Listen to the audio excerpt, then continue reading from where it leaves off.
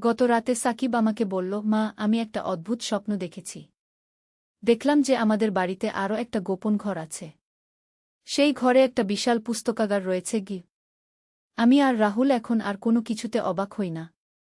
আমরা জানি যে সাকিবের স্বপ্নগুলো সত্য হয়। আমরা আজকেই সেই পুস্তকাগার খুঁজে বের করার চেষ্টা করব। সাকিব বল যে সেই পুস্তকাগারে অনেক পুরনো বই আছে যেগুলোতে বিভিন্ন গান লুকিয়ে আছে। সে আরও বল যে সেই বইগুলো পড়লে যে কোনো বিষয়ে পণ্ডিত হওয়া যায়। আমি ভাবছি যে এই তান্ত্রিক কত বড় জ্ঞানী ছিলেন। তিনি শুধু তন্ত্রমন্ত্রই জানতেন না, তিনি সম্ভবত বিভিন্ন বিষয়ে গভীর জ্ঞান রাখতেন। রিনাও এখন আমাদের এই রহস্য উন্মোচনের কাজে অংশ নিচ্ছে। সে বলেছে যে তার মনে হয় যে এই বাড়িতে আরও অনেক গোপন রহস্য লুকিয়ে আছে। আমার জীবনে এত রোমাঞ্চ আর রহস্য আগে কখনো ছিল না। প্রতিদিনই নতুন কিছু আবিষ্কার হচ্ছে। আমি মাঝে মাঝে ভাবি যে এটা সব স্বপ্ন নাকি সত্যি। কিন্তু যখন আমি সেই সোনার অলংকারগুলো দেখি, বা যখন সাকিবের ভবিষ্যৎবাণী সত্য হয়, তখন আমি বুঝতে পারি যে এসব সত্যিই ঘটছে। আমার মনে হয় যে আমাদের এই অভিজ্ঞতা অনেক মানুষের হয় না। আমরা একটা বিশেষ পরিবার। আর এই বিশেষত্বের সাথে আমাদের দায়িত্বও বেড়ে গেছে। আমি সাকিব আর রিনাকে সবসময় বলি যে তারা যেন এই ক্ষমতার অপব্যবহার না করে। এটা শুধু মানুষের কল্যাণে ব্যবহার করতে। আজকে আমি যখন রান্নাঘরে কাজ করছিলাম, তখন হঠাৎ মনে হলো যে এই কয়েক মাসে আমার জীবন কত পরিবর্তন হয়ে গেছে। আগে আমি একটা সাধারণ গৃহিণী ছিলাম। এখন আমি এমন একটা পরিবারের মা যে পরিবারের কাছে অতিপ্রাকৃত ক্ষমতা আছে। কিন্তু সবচেয়ে বড় কথা হলো যে আমাদের পরিবারের ভালোবাসা আর সম্পর্ক আরও মজবুত হয়েছে। আমরা একসাথে এই রহস্যগুলো সমাধান করছি। একসাথে এই নতুন জীবনের সাথে মানিয়ে নিচ্ছি। রাহুল এখন আর কোনো কিছুতে চিন্তিত হয় না। কারণ সে জানে যে সাকিব আর রিনা যে কোনো বিপদের আগে থেকেই জানিয়ে দেবে। আমিও এখন অনেক বেশি আত্মবিশ্বাসী হয়ে উঠেছি। আগে আমি সবসময় ভবিষ্যৎ নিয়ে চিন্তিত থাকতাম। এখন আমি জানি যে আমাদের ভবিষ্যৎ উজ্জ্বল। আমার মনে হয় যে এই গল্পটা এখানেই শেষ নয়। আমাদের জীবনে আরও অনেক রোমাঞ্চকর ঘটনা ঘটবে। আরও অনেক রহস্য উন্মোচিত হবে। কিন্তু আমি নিশ্চিত যে যাই ঘটুক না কেন, আমরা একসাথে থাকব। আমাদের পরিবারের বন্ধন আরও মজবুত হবে। এই যে আমার অদ্ভুত জীবনের গল্প বললাম, এটা সত্যিই ঘটেছে। আমি জানি যে অনেকে এই কথা বিশ্বাস করবেন না। কিন্তু যারা বিশ্বাস করবেন তাদের জন্য বলছি যে জীবনে অনেক কিছুই সম্ভব। শুধু আমাদের মন খোলা রাখতে হয় এবং ভালো কাজে নিজেদের নিয়োজিত রাখতে হয়। আর একটা কথা, এই ক্ষমতাগুলো পাওয়ার পরে আমি বুঝেছি যে আসল শক্তি হল ভালোবাসা আর পারস্পরিক সহায়তা। এই তন্ত্রমন্ত্র, এই অতিপ্রাকৃত ক্ষমতা, এসব তখনই কার্যকর হয় যখন আমাদের মন পবিত্র থাকে। সাকিব এখন একটা ভালো মানুষে পরিণত হয়েছে। তার মধ্যে আগের মতো কোনো বিকৃত চিন্তা নেই। সে শুধু পরিবার আর সমাজের কল্যাণের কথা ভাবে। রিনাও খুব বুদ্ধিমান আর দায়িত্বশীল হয়ে উঠেছে। সে তার ক্ষমতা ব্যবহার করে ভালো কাজ করার চেষ্টা করে। আর আমি আর রাহুল, আমরা আমাদের সন্তানদের সঠিক পথে পরিচালিত করার চেষ্টা করছি, যাতে তারা এই বিশেষ ক্ষমতাগুলো মানুষের কল্যাণে ব্যবহার করে। আমি বিশ্বাস করি যে সেই তান্ত্রিক আমাদের পরিবারকে বেছে নিয়েছিলেন কোনো বিশেষ কারণে। হয়তো তিনি জানতেন যে আমরা এই ক্ষমতাগুলোর সঠিক ব্যবহার করব। এখন আমাদের প্রতিদিনের জীবন অনেক বেশি আনন্দময়। আমরা জানি যে আমাদের ভবিষ্যৎ নিরাপদ। আমরা জানি যে যে কোনো সমস্যার সমাধান আমাদের কাছে আছে। কিন্তু সবচেয়ে বড় কথা হলো যে আমাদের পরিবারের ভালোবাসা আর বিশ্বস্ততা সবচেয়ে বড় শক্তি। এই ক্ষমতাগুলো তো শুধু অতিরিক্ত সুবিধা। আমার এই গল্প শুনে যদি কেউ মনে করেন যে তিনিও এমন কোনো অভিজ্ঞতার মধ্য দিয়ে যাচ্ছেন, তাহলে আমি বলব যে ঘাবড়ানোর কিছু নেই। শুধু মনটা পবিত্র রাখুন আর ভালো কাজে নিজেকে ব্যস্ত রাখুন। আর যদি আপনার পরিবারের কেউ অস্বাভাবিক আচরণ করে, তাহলে তাদের সাথে ধৈর্য ধরে কথা বলুন। ভালোবাসা দিয়ে তাদের সঠিক পথে পরিচালিত করুন। আমার সাকিবের মতো যদি কারো মধ্যে বিকৃত চিন্তা আসে, তাহলে সেটা দমন করার চেষ্টা করুন। কারণ এই ধরনের চিখিমা, তোমার নেইল পলিশ লাগানো আঙুল যখন আমার ঠোঁটের কাছাকাছি এসে খাবার দিচ্ছিলে, আমি তোমার আঙুল চুষে নিয়েছি গু। আজ সকালে নতুন নেইল পলিশ লাগিয়েছিলাম, গোলাপি রং। ছেলে বলেছিল খুব সুন্দর লাগছে। দুপুরে তার জন্য খেতে দিচ্ছিলাম। সে মুখ হা করে খাওয়ার জন্য বসেছিল। আমি চামচ দিয়ে ভাত তুলে তার মুখের কাছে নিয়ে গেলাম। হঠাৎ সে আমার হাত ধরে আমার তর্জনী আঙুলটা মুখে নিয়ে চুষে নিল। আমি চমকে উঠে হাত সরিয়ে নিলাম। বললাম, এ কি করিস? সে বলল, মা, তোমার নেইল পলিশের গন্ধ এত সুন্দর যে নিজেকে সামলাতে পারিনি। আমি বললাম, এসব কি বলিস, লজ্জা করে না? সে আমার হাত আবার ধরল। বলল, মা, তুমি যখন নিজেকে সুন্দর করে সাজাও, আমি তখন তোমাকে শুধু মা হিসেবে দেখি না। তোমার এই রূপ, তোমার এই সাজসজ্জা, এসব আমাকে পাগল করে দেয়।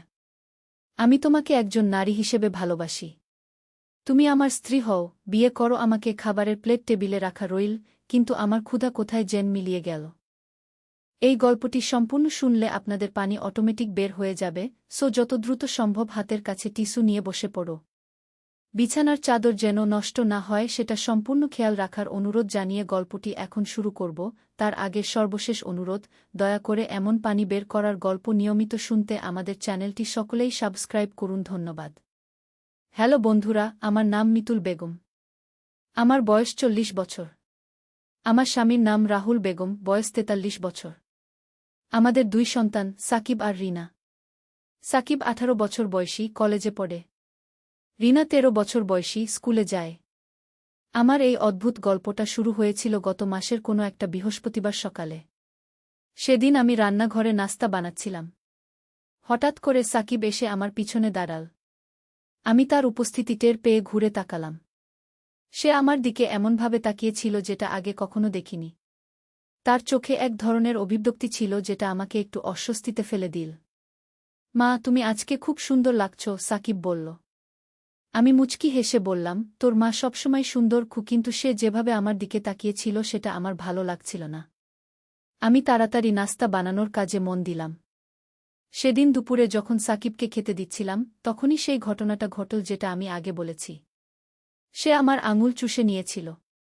আমি খুবই বিব্রত হয়ে গিয়েছিলাম। কিন্তু তারপর যা হলো সেটা আরও অদ্ভুত। সাকিব আমার দিকে এমনভাবে তাকিয়ে বলল, মা, আমি জানি এটা অস্বাভাবিক।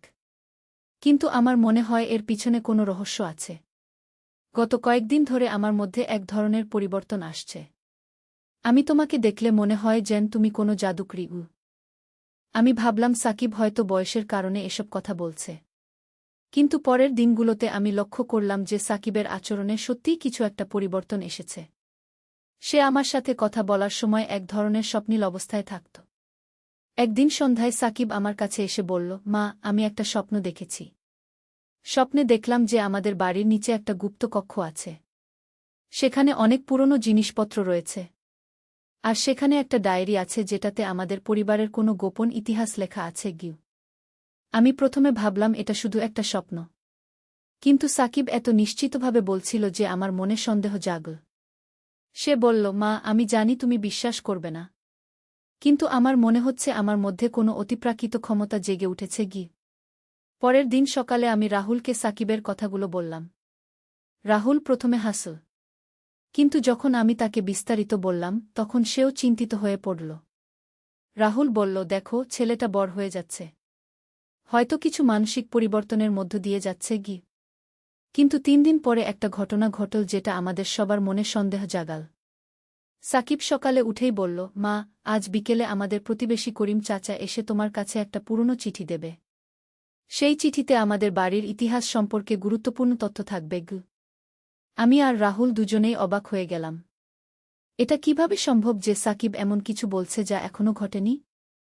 কিন্তু সত্যিই বিকেলে করিম চাচা এলেন। তিনি বললেন, মিতু, আমার মনে পড়ল যে আমার কাছে তোমাদের বাড়ির পুরনো মালিকের একটা চিঠি ছিল। ভাবলাম তোমাদের দিয়ে দেই। চিঠিটা পড়ে আমরা জানতে পারলাম যে আমাদের বাড়িটা প্রায় 100 বছর আগে একজন তান্ত্রিকের ছিল। সেই তান্ত্রিক নাকি বিভিন্ন রহস্যময় কাজকর্ম করতেন। চিঠিতে লেখা ছিল যে তিনি বাড়ির নিচে একটা গোপন কক্ষ বানিয়েছিলেন যেখানে তার সব তন্ত্রমন্ত্রের সরঞ্জাম রাখা ছিল। এই ঘটনার পর আমরা সাকিবের কথা আরও গুরুত্ব দিয়ে শুনতে শুরু করলাম। সে প্রতিদিনই নতুন নতুন স্বপ্নের কথা বলত। একদিন সে বলল, মা, আমি স্বপ্নে দেখেছি যে সেই গোপন কক্ষে প্রবেশ করার একটা গোপন সুইচ আছে। সেটা আমাদের রান্নাঘরের মেঝেতে লুকানো আছে। রাহুল আর আমি সিদ্ধান্ত নিলাম যে আমরা রান্নাঘরের মেঝে খুঁজে দেখব। আমরা প্রতিটি টাইলস উল্টে দেখলাম। অবশেষে একটা টাইলসের নিচে সত্যিই একটা ছোট সুইচ পেলাম। সুইচটা টিপতেই রান্নাঘরের একপাশের দেওয়াল সরে গেল এবং একটা সিডি দেখা গেল যা নিচের দিকে চলে গেছে। আমরা 3 জনে মিলে নিচে নেমে গেলাম। সত্যিই সেখানে একটা বড় কক্ষ ছিল। কক্ষটা পুরনো জিনিসপত্রে ভর্তি। একপাশে একটা বড় আলমারি, অন্য পাশে বিভিন্ন রকমের বই আর পুঁথি। আর মাঝখানে একটা পুরনো টেবিলের উপর একটা ডায়েরি রাখা। সাকিব সোজা সেই ডায়েরির কাছে গিয়ে সেটা হাতে নিল। ডায়েরিটা খুলেই সে বলল, মা, এখানে লেখা আছে যে এই বাড়িতে যে পরিবার থাকবে তাদের সবচেয়ে বড় সন্তানের মধ্যে বিশেষ ক্ষমতা জেগে উঠবে। আমি ডায়েরিটা নিয়ে পড়তে শুরু করলাম। সেখানে লেখা ছিল যে সেই তান্ত্রিক এই বাড়িতে একটা বিশেষ মন্ত্র প্রয়োগ করেছিলেন। এই মন্ত্রের ফলে এই বাড়িতে যে পরিবার থাকবে তাদের সবচেয়ে বড় সন্তান ভবিষ্যৎ দেখতে পাবে এবং বিভিন্ন অতিপ্রাকৃত ক্ষমতা লাভ করবে। কিন্তু সেই সাথে একটা সতর্কবাণীও ছিল। লেখা ছিল যে এই ক্ষমতা পেলে সেই ব্যক্তির মানসিক অবস্থার পরিবর্তন হবে। সে তার পরিবারের সদস্যদের প্রতি অস্বাভাবিক আকর্ষণ অনুভব করতে পারে। এটা পড়ে আমার মনে হল যে সাকিবের সাথে যা হচ্ছে সেটা এই কারণেই। আমি আরও পড়তে থাকলাম। ডায়েরিতে লেখা ছিল যে এই ক্ষমতাকে নিয়ন্ত্রণ করার একটা উপায় আছে। সেই তান্ত্রিক একটা বিশেষ মন্ত্র লিখে রেখেছিলেন যেটা পড়লে এই ক্ষমতা কমে যাবে। সাকিব আমার কাঁধের উপর ভর দিয়ে ডায়েরি পড়তে লাগল। হঠাৎ করে সে বলল, মা, আমি জানি তুমি আমার আচরণে বিব্রত হয়েছ। কিন্তু আমি আসলে এটা নিয়ন্ত্রণ করতে পারছি না। আমার মনে হচ্ছে যেন তুমি শুধু আমার মা নও, তুমি আরও কিছু গু। আমি তাকে বুঝিয়ে বললাম যে এটা সেই তন্ত্রের প্রভাব। আমরা সেই মন্ত্রটা খুঁজে বের করলাম। মন্ত্রটা ছিল খুবই জটিল। সংস্কৃতে লেখা। আমাদের কেউই সংস্কৃত জানি না।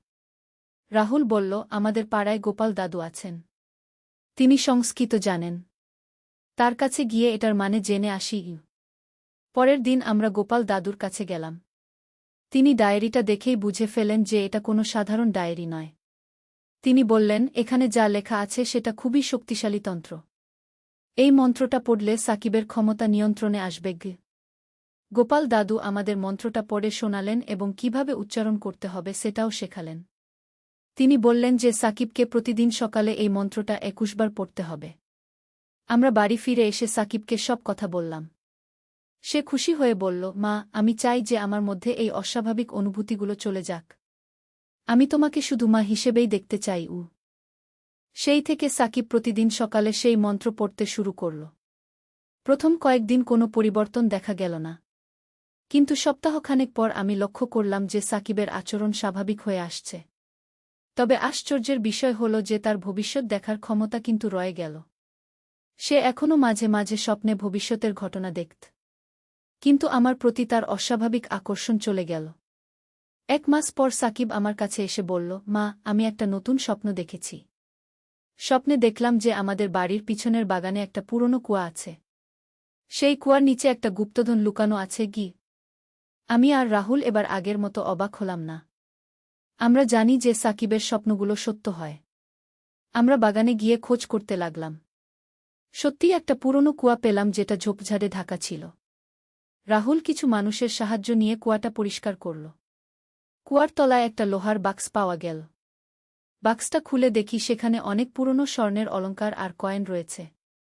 ডায়েরিতে লেখা ছিল যে সেই তান্ত্রিক তার সারা জীবনের সঞ্চয় এই কুয়ার নিচে লুকিয়ে রেখেছিলেন।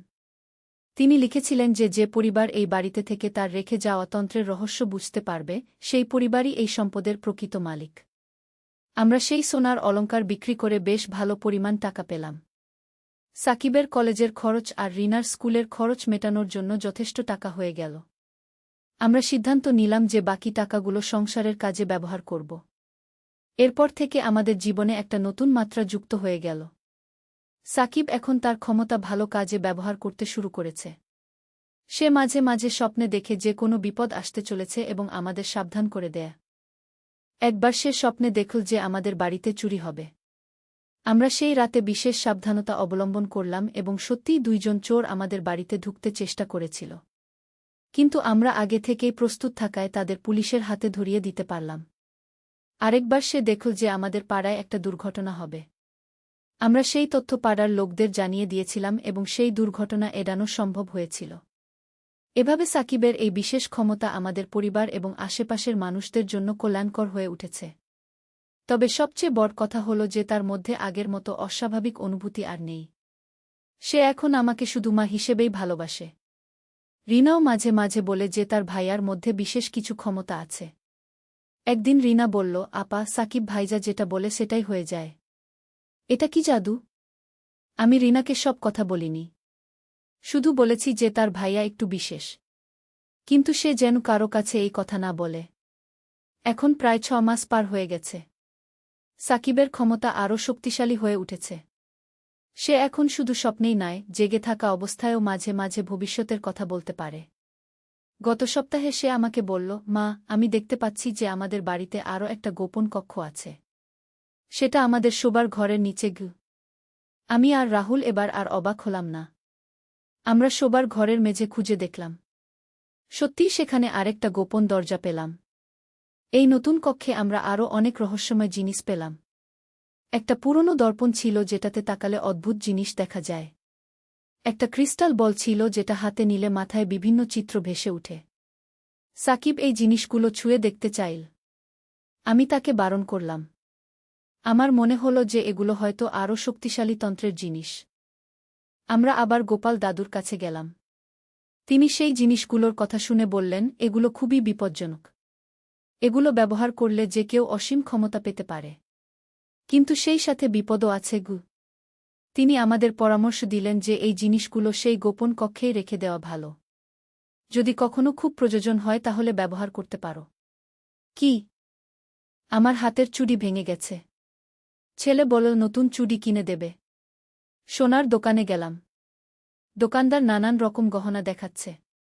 চুড়ি দেখার পর ছেলে বলল, আরও কিছু দেখান। দোকানদার একটা সিঁদুরের কৌটা বের করল। বলল, এটা নতুন কালেকশন। ছেলে সেটা হাতে নিয়ে খুব মনোযোগ দিয়ে দেখল। আমি বললাম, সিঁদুরের কৌটা কেন? ছেলে বলল, সুন্দর তো, কিনে নিয়েই। দোকানদার বলল, আপনার বউয়ের জন্য? আমি সংশোধন করতে যাচ্ছিলাম। ছেলে বলল, হ্যাঁ। আমি অবাক হয়ে তার দিকে তাকালাম। কেনাকাটা শেষে বাড়ি ফিরলাম। ছেলে সিঁদুরের কৌটাটা টেবিলে রাখল। আমি জিজ্ঞেস করলাম, এটা কেন কিনলি? সে আমার 2 হাত ধরে বসাল।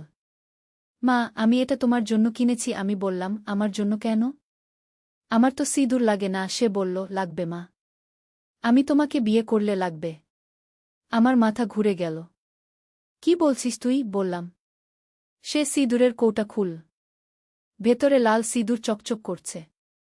সে বলল, মা, আমি তোমার কপালে এই সিঁদুর পরিয়ে দিতে চাই। তুমি আমার স্ত্রী হও। আমি উঠে দাঁড়াতে গেলাম। সে আমার হাত ধরে রাখল। মা, প্লিজ আমার কথা শোনো। আমি তোমাকে কত ভালোবাসি জানো? তুমি আমার সব কিছু। তোমার সাথে বিয়ে হলে আমার জীবনটা পূর্ণ হয়ে যাবে। তুমি আমার স্ত্রী হলে আমি তোমাকে রানীর মতো রাখব। সিঁদুরের কৌটার দিকে তাকিয়ে রইলাম। লাল রং যেন আমার চোখে জ্বলছিল। ছেলে আমার কপাল স্পর্শ করল। মা, ভাবো একবার। আমি তোমার কপালে সিঁদুর পরিয়ে দিব। তুমি লাল শাড়ি পরবে। আমরা স্বামী স্ত্রী হয়ে থাকব। তার কথা শুনে আমার মনে হলো আমি যেন কোনো স্বপ্ন দেখছি। আয়নার সামনে দাঁড়িয়ে নিজেকে দেখলাম। মনে হলো আমি নতুন বধূ। ছেলে আমার পিছনে দাঁড়িয়ে বলল, মা, তুমি এখনো অনেক সুন্দর। তোমার সাথে আমার বয়সের পার্থক্য খুবই কম। সমাজে এরকম অনেক বিয়ে হয়। তুমি আমাকে হ্যাঁ বলো। তার কণ্ঠস্বরে এমন আকুতি যে মনে হলো সে সত্যিই আমাকে গভীরভাবে ভালোবাসে। সিঁদুরের কৌটা হাতে নিয়ে ভাবতে লাগলাম। এই গল্পটি সম্পূর্ণ শুনলে আপনাদের পানি অটোমেটিক বের হয়ে যাবে, সো যত দ্রুত সম্ভব হাতের কাছে টিস্যু নিয়ে বসে পড়ো। বিছানার চাদর যেন নষ্ট না হয় সেটা সম্পূর্ণ খেয়াল রাখার অনুরোধ জানিয়ে গল্পটি এখন শুরু করব। তার আগে সর্বশেষ অনুরোধ, দয়া করে এমন পানি বের করার গল্প নিয়মিত শুনতে আমাদের চ্যানেলটি সকলেই সাবস্ক্রাইব করুন। ধন্যবাদ। হ্যালো বন্ধুরা, আমার নাম সীমা দাস। আমার বয়স 39 বছর। আমার স্বামীর নাম রবিন দাস, বয়স 52 বছর।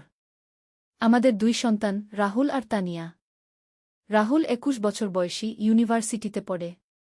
তানিয়া 14 বছর বয়সী, হাই স্কুলে যায়। আমার এই গল্পটা শুরু হয়েছিল গত মাসের একটা সকালে। সে দিনটা ছিল বৃহস্পতিবার। আমি যথারীতি সকালের নাস্তা তৈরি করছিলাম। হঠাৎ রাহুল এসে আমার কাছে দাঁড়াল। ওর মুখে একটা অদ্ভুত ভাব।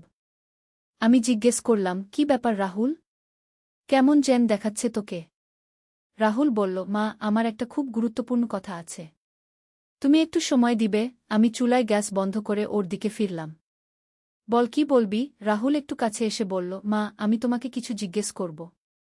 তুমি রাগ করবি না তো? আমি হাসলাম। আরে পাগল, মায়ের কাছে এভাবে কথা বলতে হয়? বল কি জানতে চাস? রাহুল আমার হাতটা ধরল। মা, তুমি কি কখনো ভেবেছ যে আমরা দুজন একসাথে কোথাও বেড়াতে যাব? মানে শুধু আমরা দুজন? আমি একটু অবাক হলাম। মানে? বাবা আর তানিয়া থাকবে না? রাহুল মাথা নাড়ল। না মা, শুধু আমরা দুজন। যেমন স্বামী-স্ত্রীরা হানিমুনে যায় সেরকম। আমার মাথায় যেন বজ্রপাত হল। রাহুল, তুই কি বলছিস? পাগল হয়ে গেছিস নাকি? রাহুল আমার হাত আরও শক্ত করে ধরল। মা, আমি পাগল হইনি। আমি তোমাকে সত্যি বলছি। আমি তোমার প্রেমে পড়েছি। তোমাকে আমার স্ত্রী হিসেবে চাই। আমি ওর হাত ঝেড়ে ফেলে দিয়ে পিছিয়ে গেলাম। রাহুল, তুই আমার ছেলে। তুই কি বলছিস জানিস? এরকম কথা বলা পাপ। রাহুল আমার দিকে এগিয়ে এল। মা, আমি জানি এটা শুনতে অদ্ভুত লাগছে। কিন্তু আমার মন থেকে এই কথাটা বের করতে পারছি না। রাত্রে ঘুমাতে পারি না। সারাক্ষণ তোমার কথা ভাবি। আমি রান্নাঘর থেকে বেরিয়ে বসার ঘরে গেলাম। রাহুল আমার পিছু নিল। মা, আমার কথা একটু ভাবনা কর। আমি সোফায় বসে পড়লাম। মাথাটা ঝিমঝিম করছিল। রাহুল আমার সামনে হাঁটু গেড়ে বসল। মা, আমি তোমাকে খুব ভালোবাসি। তুমিই আমার জীবনের সবচেয়ে প্রিয় মানুষ। আমি ওর মুখের দিকে তাকালাম। ওর চোখে এমন আকুতি যে মনে হচ্ছিল ও সত্যিই কষ্ট পাচ্ছে। রাহুল, তুই তো আমার সন্তান। আমি তোর মা। এরকম কথা ভাবতেও নেই। রাহুল বলল, মা, আমি জানি এটা সাধারণ নয়। কিন্তু আমার হৃদয় তোমাকেই চায়। তুমি এত সুন্দর, এত যত্নশীল। তোমার মতো স্ত্রী পেলে আমি পৃথিবীর সবচেয়ে খুশি মানুষ হব। আমি উঠে দাঁড়ালাম। রাহুল, তুই এখনই এসব ভুলে যা। এটা ঠিক নয়। রাহুল আমার পা ধরে ফেল। মা, আমাকে একটা সুযোগ দাও। তুমি একবার ভেবে দেখো। আমরা যদি একসাথে থাকি তাহলে তুমি কখনো দুঃখ পাবি না। আমি তোমাকে সারা জীবন খুশি রাখব। আমার চোখে পানি এসে গেল। রাহুল, উঠ। এভাবে পা ধরিস না। তুই আমার ছেলে। রাহুল উঠে দাঁড়াল এবং আমার কাঁধে হাত রাখল। মা, আমি তোমার ছেলে হয়ে জন্মেছি, এটা সত্যি। কিন্তু আমার মন তোমাকে স্ত্রী হিসেবে চায়। এটাও সত্যি। ঠিক সেই মুহূর্তে তানিয়া স্কুল থেকে ফিরে এল। ও আমাদের দেখে বলল, কি ব্যাপার? তোমরা এরকম দাঁড়িয়ে কি করছ? আমি তাড়াতাড়ি চোখ মুছে ফেললাম। কিছু না মা, তোর দাদা আমার সাথে কথা বলছিল। তানিয়া ব্যাগ রেখে পানি খেতে গেল। রাহুল আমার কানের কাছে ফিসফিস করে বলল, মা, আমি তোমাকে চাপ দিচ্ছি না। তুমি ভেবে দেখো। আমি অপেক্ষা করব। এই বলে ও নিজের রুমে চলে গেল। আমি একা বসে রইলাম। মনের মধ্যে এক অদ্ভুত ঝড় বইছিল। সন্ধেবেলা রবিন অফিস থেকে ফিরল। আমি স্বাভাবিক ভাব করে ওর সাথে কথা বললাম। কিন্তু মনের মধ্যে রাহুলের কথাগুলো ঘুরপাক খাচ্ছিল। রাতে খাবার টেবিলে বসে দেখলাম রাহুল আমার দিকে একটানা তাকিয়ে আছে। আমি চোখ এড়িয়ে চললাম। খাওয়ার পর রবিন টিভি দেখতে গেল। তানিয়া পড়তে বসল। আমি রান্নাঘরে বাসন মাজছিলাম। হঠাৎ রাহুল এসে আমার পাশে দাঁড়াল। মা, আমি তোমাকে সাহায্য করি। আমি না বলতে যাচ্ছিলাম, কিন্তু ও জোর করে একটা প্লেট নিয়ে মাজতে শুরু করল। মা, তুমি কি আমার কথা ভেবেছ? রাহুল আমার দিকে না তাকিয়ে প্লেট মাজতে মাজতে বলল। আমি কিছু বললাম না। রাহুল আবার বলল, মা, আমি জানি এটা তোমার কাছে অদ্ভুত লেগেছে। কিন্তু আমার মন বলছে এটাই সত্যি। তুমিই আমার ভালোবাসা। আমি রাহুলের দিকে তাকালাম। ওর মুখে এমন নিষ্পাপ ভাব যে মনে হচ্ছিল ও সত্যিই বিশ্বাস করে যা বলছে। রাহুল, তুই কি বুঝিস? তুই কি বলছিস? আমি তোর মা। তুই আমার পেট থেকে জন্মেছিস। রাহুল প্লেট রেখে আমার দিকে ঘুরল। মা, আমি সব বুঝি। কিন্তু ভালোবাসা কি জন্মের পরিচয় মানে? আমার মাথা ঘুরে যাচ্ছিল। রাহুল, তুই পাগল হয়ে যাচ্ছিস। ডাক্তার দেখা। একটা সাইকোলজিস্টের কাছে নিয়ে যাব তোকে। রাহুল হাসল। মা, আমি পাগল নই। আমি শুধু সৎ। আমি তোমাকে ভালোবাসি, এটাই সত্যি। ও আবার বাসন মাজতে লাগল। পরের দিন সকালে আমি ঘুম থেকে উঠে দেখি রবিন অফিসের জন্য তৈরি হচ্ছে। আজকে একটু তাড়াতাড়ি যেতে হবে। একটা গুরুত্বপূর্ণ মিটিং আছে। আমি চা বানিয়ে দিলাম। রবিন চলে যাওয়ার পর তানিয়াও স্কুলে গেল। আমি একা বাসায় রাহুলের সাথে। রাহুল ব্রেকফাস্ট করতে এসে আমার সামনে বসল। মা, আমি তোমাকে একটা কথা বলি। আমি মাথা নাড়লাম। গত রাতে আমি তোমাকে নিয়ে স্বপ্ন দেখেছি। আমরা দুজন সমুদ্রের ধারে হাঁটছি। তুমি লাল শাড়ি পরেছ। তোমার কপালে সিঁদুর। আমি তোমার হাত ধরে আছি। কি সুন্দর স্বপ্ন ছিল। আমার হাত কাঁপছিল। রাহুল, তুই এসব ভাবিস কেন? রাহুল উঠে এসে আমার পাশে বসল। মা, আমি চাইলেও ভাবতে পারি না। এগুলো এমনিতেই মনে আসে। ও আমার হাতটা ধরল। আমি হাত সরিয়ে নিলাম। রাহুল, এভাবে ছুঁজো না। রাহুল বলল, মা, তুমি কেন এত দূরে সরে যাচ্ছ? আমি তো তোমার ছেলে। আমি বললাম, হ্যাঁ, তুই আমার ছেলে। তাই এসব অদ্ভুত কথা বলিস না। রাহুল হাসল। মা, আমি ছেলে হয়ে জন্মেছি, কিন্তু আমার হৃদয় তোমাকে স্বামীর মতো ভালোবাসে। আমি উঠে দাঁড়ালাম। আমি এসব শুনতে চাই না। রাহুল আমার পিছনে এল। মা, তুমি দৌড়ে কোথায় যাবে? আমি তো তোমার সাথেই থাকব। তুমি আমার কথা ভেবে দেখো না কেন? আমি রান্নাঘরে গিয়ে রান্নার কাজে ব্যস্ত হয়ে পড়লাম। রাহুল রান্নাঘরে এসে দাঁড়াল। মা, আমি তোমাকে একটা প্রস্তাব দিই। তুমি একদিনের জন্য আমাকে তোমার স্বামী ভাবো। দেখো কেমন লাগে। আমি ওর দিকে ঘুরে তাকালাম। রাহুল, তুই সত্যিই পাগল হয়ে গেছিস। রাহুল কাছে এসে বলল, মা, আমি পাগল নই। আমি তোমাকে খুব ভালোবাসি। তুমি যদি একবার আমার কথা ভেবে দেখো, তাহলে বুঝবে আমি কত সত্যি। ও আমার কাঁধে হাত রাখল। আমি কাঁপতে লাগলাম। রাহুল, আমাকে ছুঁজো না। রাহুল হাত সরিয়ে নিল। ঠিক আছে মা, আমি তোমাকে জোর করব না। কিন্তু আমার ভালোবাসা তোমার জন্য অপেক্ষা করবে। এই বলে ও চলে গেল। আমি একা রান্নাঘরে দাঁড়িয়ে রইলাম। মনে হচ্ছিল যেন আমি কোনো অদ্ভুত স্বপ্নের মধ্যে আছি। দুপুরে খাওয়ার সময় রাহুল আমার পাশে বসতে চাইল। আমি না করলাম। ও বলল, মা, আমি কি তোমার পাশে বসতে পারি না? আমি বললাম, বস, কিন্তু কোনো অদ্ভুত কথা বলিস না। রাহুল বসল এবং চুপচাপ খেতে লাগল। হঠাৎ ও বলল, মা, তুমি কি জান তুমি খুব সুন্দর? আমি ওর দিকে তাকালাম। রাহুল হাসল। মা, এটা তো সত্যি কথা। তুমি এখনো খুব সুন্দর। তোমার বয়স বেশি মনে হয় না। আমি খাওয়া বন্ধ করে ওর দিকে তাকালাম। রাহুল, তুই কেন এসব কথা বলিস? রাহুল বলল, মা, আমি যা দেখি তাই বলি। তুমি সত্যিই সুন্দর। তোমার চোখ, তোমার হাসি, সব কিছুই সুন্দর। আমার মুখ লাল হয়ে গেল। রাহুল, এভাবে কথা বলা ঠিক নয়। রাহুল বলল, কেন ঠিক নয়? আমি তো মিথ্যে বলছি না। খাওয়ার পর আমি রুমে গিয়ে শুয়ে পড়লাম। মনে অনেক চিন্তা। হঠাৎ রাহুল এসে রুমে ঢুকল। মা, তুমি শুয়ে আছ কেন? অসুস্থ? আমি বললাম, না, একটু মাথা ব্যথা। রাহুল এসে আমার মাথার কাছে বসল। আমি তোমার মাথা টিপে দিই? আমি না বলতে যাচ্ছিলাম, কিন্তু সত্যিই মাথা ব্যথা করছিল। রাহুল আমার মাথায় হাত দিয়ে আস্তে আস্তে টিপতে লাগল। মা, কেমন লাগছে? আমি চোখ বন্ধ করে বললাম, ভালো। রাহুল বলল, মা, আমি তোমার যত্ন নিতে পারি। তুমি যদি আমার স্ত্রী হও, তাহলে আমি সারা জীবন তোমার সেবা করব। আমি চোখ খুলে ওর দিকে তাকালাম। রাহুল, তুই আবার সেই কথা শুরু করলি। রাহুল মাথা টিপতে টিপতে বলল, মা, আমি এই কথা ভুলতে পারি না।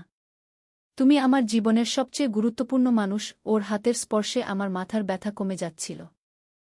মা, তুমি কি জান আমি রাত্রে ঘুমাতে পারি না? সারাক্ষণ তোমার কথা ভাবি। তুমি কি খাচ্ছ, কি করছো, খুশি আছ কিনা? আমি বললাম, রাহুল, তুই একটা মেয়ে বন্ধু বানা। তাহলে এসব ভাবনা মন থেকে চলে যাবে।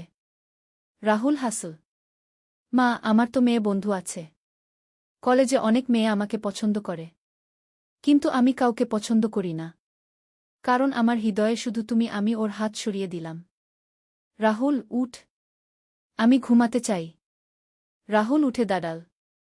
ঠিক আছে মা, তুমি ভালো করে ঘুমাও। আমি তানিয়াকে স্কুল থেকে নিয়ে আসব। এই বলে ও চলে গেল।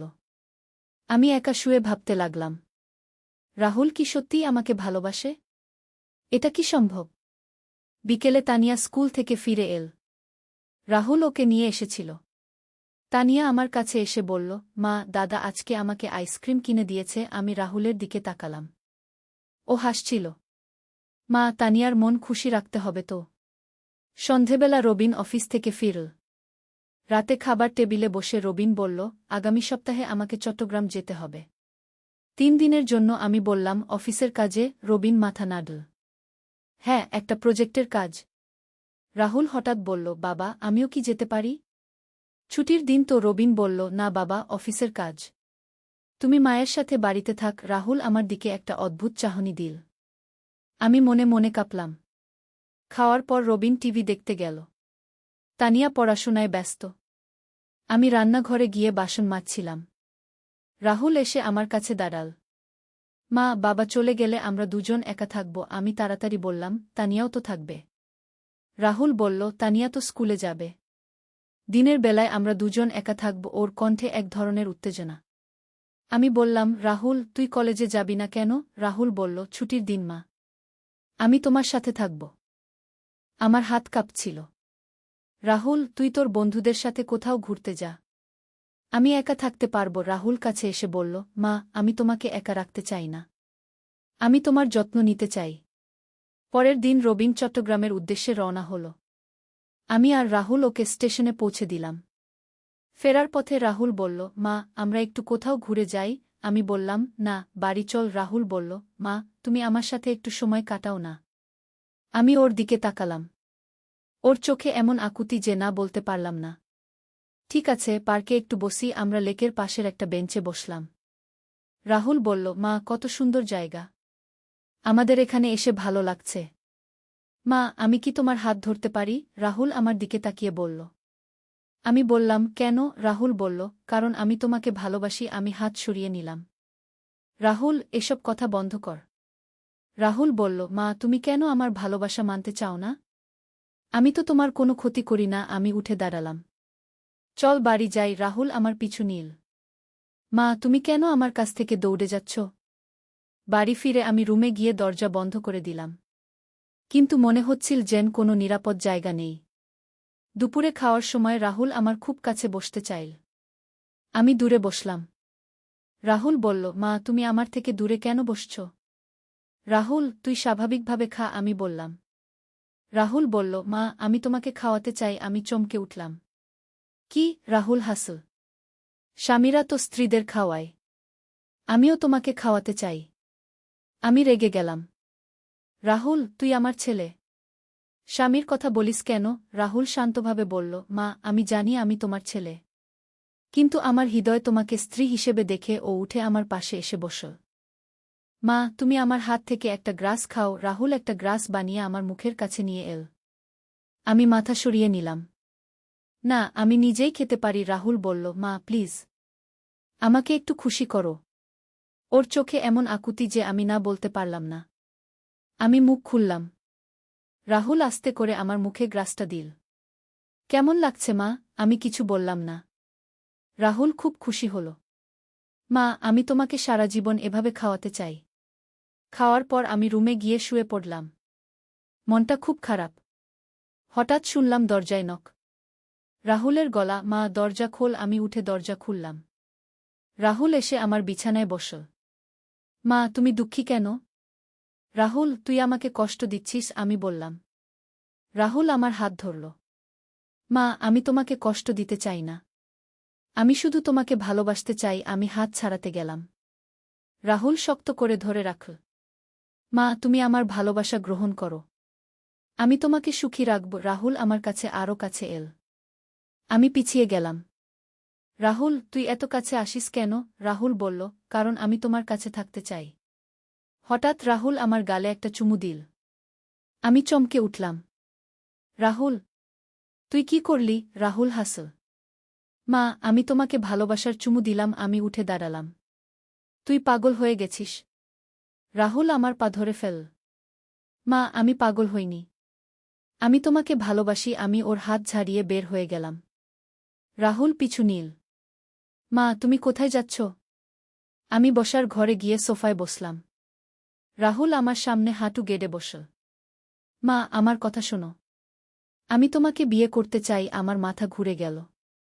রাহুল, তুই কি বলছিস জানিস? রাহুল বলল, মা, আমি সব জানি। আমি তোমাকে সিঁদুর পরিয়ে দিতে চাই। তুমি আমার স্ত্রী হও। ও পকেট থেকে সেই সিঁদুরের কৌটা বের করল। আমার চোখ বড় হয়ে গেল। এটা কোথা ছিল? রাহুল বলল, আমি লুকিয়ে রেখেছিলাম। ও কৌটা খুল। ভেতরে লাল সিঁদুর চকচক করছে। মা, আমি তোমার কপালে এই সিঁদুর দিতে চাই। আমি পিছিয়ে গেলাম। না, রাহুল, এটা ঠিক নয়। রাহুল উঠে দাঁড়াল। মা, কেন ঠিক নয়? আমি তোমাকে ভালোবাসি। তুমি আমাকে ভালোবাসো। আমরা একসাথে সুখী হতে পারি। ও আমার দিকে এগিয়ে এল। আমি আরও পিছিয়ে গেলাম। রাহুল, তুই আমার ছেলে। আমি তোর মা। এটা কখনো সম্ভব নয়, আমি বললাম। রাহুল বলল, মা, সব কিছুই সম্ভব। প্রেমের কাছে কোনো বাধা বড় নয়। ও সিঁদুরের কৌটা আমার দিকে বাড়িয়ে দিল। ঠিক সেই মুহূর্তে দরজার কাছ থেকে একটা আওয়াজ এল। মা, দাদা, তোমরা কি করছো? তানিয়া স্কুল থেকে ফিরে এসেছে। রাহুল তাড়াতাড়ি সিঁদুরের কৌটা লুকিয়ে ফেল। কিছু না তানিয়া, আমরা শুধু কথা বলছিলাম। তানিয়া ব্যাগ রেখে পানি খেতে গেল। রাহুল আমার কানের কাছে ফিসফিস করে বলল, মা, এই কথা এখানেই শেষ নয়। আমি তোমাকে পাবি। আমি কাঁপতে লাগলাম। সন্ধেবেলা আমি খাবার রান্না করছিলাম। রাহুল এসে আমার পাশে দাঁড়াল। মা, আমি তোমাকে সাহায্য করি। আমি না বললাম। রাহুল জোর করে একটা কাজ নিয়ে নিল। মা, তুমি ভাবো আমরা স্বামী স্ত্রী একসাথে রান্না করছি। আমি ওর দিকে তাকালাম। রাহুল, তুই কেন এসব কল্পনা করিস? রাহুল বলল, কারণ এটা আমার স্বপ্ন। আমি চাই আমরা একসাথে সংসার করি। ও আমার কাঁধে হাত রাখ। আমি সরে গেলাম। রাতে খাওয়ার সময় তানিয়া বলল, মা, বাবা কবে ফিরবে? আমি বললাম, আরও 2 দিন। তানিয়া বলল, আমি বাবাকে মিস করছি। রাহুল বলল, তানিয়া, আমি তো আছি। আমি তোমার দেখাশোনা করছি। খাওয়ার পর তানিয়া পড়তে বসল। আমি রান্নাঘরে বাসন মাজতে গেলাম। রাহুল এসে আমার সাহায্য করতে চাইল। মা, আমি প্লেট মুছে দিই। আমি রাজি হলাম। আমরা চুপচাপ কাজ করছিলাম। হঠাৎ রাহুল বলল, মা, তুমি কি জান আমি তোমাকে কতটা ভালোবাসি? আমি কিছু বললাম না। রাহুল আবার বলল, আমি তোমার জন্য যে কোনো কিছু করতে পারি। আমি তাকালাম। রাহুল, তুই আমাকে স্বাভাবিকভাবে দেখ। রাহুল বলল, মা, আমি তোমাকে স্বাভাবিকভাবেই দেখি। তুমি আমার প্রিয় মানুষ। ও আস্তে করে আমার হাতে হাত রাখ। আমি হাত সরিয়ে নিলাম। রাহুল, না। রাহুল কাছে এল। মা, আমি তোমার কাছে একটা অনুরোধ আছে। আমি বললাম, কি? রাহুল বলল, আজ রাতে আমি তোমার রুমে ঘুমাতে পারি? আমি চমকে উঠলাম। কেন? রাহুল বলল, কারণ বাবা নেই। আমি তোমাকে একা রাখতে চাই না। আমি বললাম, তানিয়া আছে তো? রাহুল বলল, তানিয়া ছোট। আমি তোমার রক্ষা করতে চাই। আমি ভাবলাম, একা ঘুমাতে ভয় লাগছিল। ঠিক আছে, কিন্তু তুই মেঝেতে ঘুমাবি। আমি বললাম। রাহুল খুশি হয়ে গেল। হ্যাঁ মা, আমি মেঝেতে ঘুমাব। রাতে রাহুল একটা চাদর নিয়ে আমার রুমে এল। আমি বিছানা শুলাম। রাহুল মেঝেতে শুয়ে পড়ল। কিছুক্ষণ পর রাহুল বলল, মা, তুমি ঘুমিয়ে গেছ? আমি বললাম, না। রাহুল বলল, মা, আমি তোমার কাছে আসতে পারি? আমি বললাম, কেন? রাহুল বলল, মেঝে শক্ত। আমার শরীর ব্যথা হচ্ছে। আমি কিছুক্ষণ ভাবলাম। তারপর বললাম, ঠিক আছে, কিন্তু দূরে থাকবি। রাহুল উঠে বিছানায় এল। আমি এক পাশে সরে গেলাম। রাহুল অপর পাশে শুয়ে পড়ল। ধন্যবাদ মা। রাতের মাঝে আমি ঘুম থেকে উঠলাম। দেখলাম রাহুল আমার খুব কাছে এসে গেছে। ওর একটা হাত আমার কোমরে। আমি সরে যেতে গেলাম। রাহুল জেগে উঠল। মা, কি হয়েছে? আমি বললাম, তুই আমার খুব কাছে এসে গেছিস। রাহুল বলল, সরি মা। ঘুমের মধ্যে হয়ে গেছে। কিন্তু ও হাত সরাল না। আমি ওর হাত সরিয়ে দিলাম। রাহুল আবার কাছে এল। মা, আমি তোমাকে কাছে পেতে চাই। আমি উঠে বসলাম। রাহুল, তুই মেঝেতে যা। রাহুল বলল, মা, প্লিজ। আমি শুধু তোমার কাছে থাকতে চাই। আমি শক্ত হয়ে বললাম, না। রাহুল মন খারাপ করে মেঝেতে চলে গেল। পরের দিন সকালে আমি ঘুম থেকে উঠে দেখি রাহুল নেই। আমি রান্নাঘরে গিয়ে দেখি ও নাস্তা বানিয়ে রেখেছে। একটা চিঠি রেখেছে। লেখা, প্রিয় মা, তোমার জন্য নাস্তা বানিয়ে রেখেছি। আমি তোমাকে ভীষণ ভালোবাসি। তোমার স্বামী রাহুল। আমার হাত কাঁপল। ও নিজেকে আমার স্বামী লিখেছে। আমি চিঠিটা ছিঁড়ে ফেললাম। কিছুক্ষণ পর রাহুল বাজার থেকে ফিরে এল। মা, তুমি নাস্তা খেয়েছ? আমি মাথা নাড়লাম। রাহুল খুশি হয়ে বলল, কেমন লেগেছে? আমি বললাম, ভালো। রাহুল আমার কাছে এসে বলল, মা, আমি তোমার জন্য প্রতিদিন রান্না করতে পারি। আমি কিছু বললাম না। মা, আমি তোমাকে একটা সারপ্রাইজ দিতে চাই। রাহুল বলল। আমি জিজ্ঞেস করলাম, কি? রাহুল বলল, আজ সন্ধেবেলা দেখবে। এই বলে ও নিজের রুমে চলে গেল। সারাদিন রাহুল কি যেন একটা করছিল। আমি কয়েকবার ওর রুমের কাছে গিয়েছিলাম, কিন্তু দরজা বন্ধ। সন্ধেবেলা তানিয়া স্কুল থেকে ফিরে এল। রাহুল বলল, তানিয়া, তুমি তোমার রুমে যাও।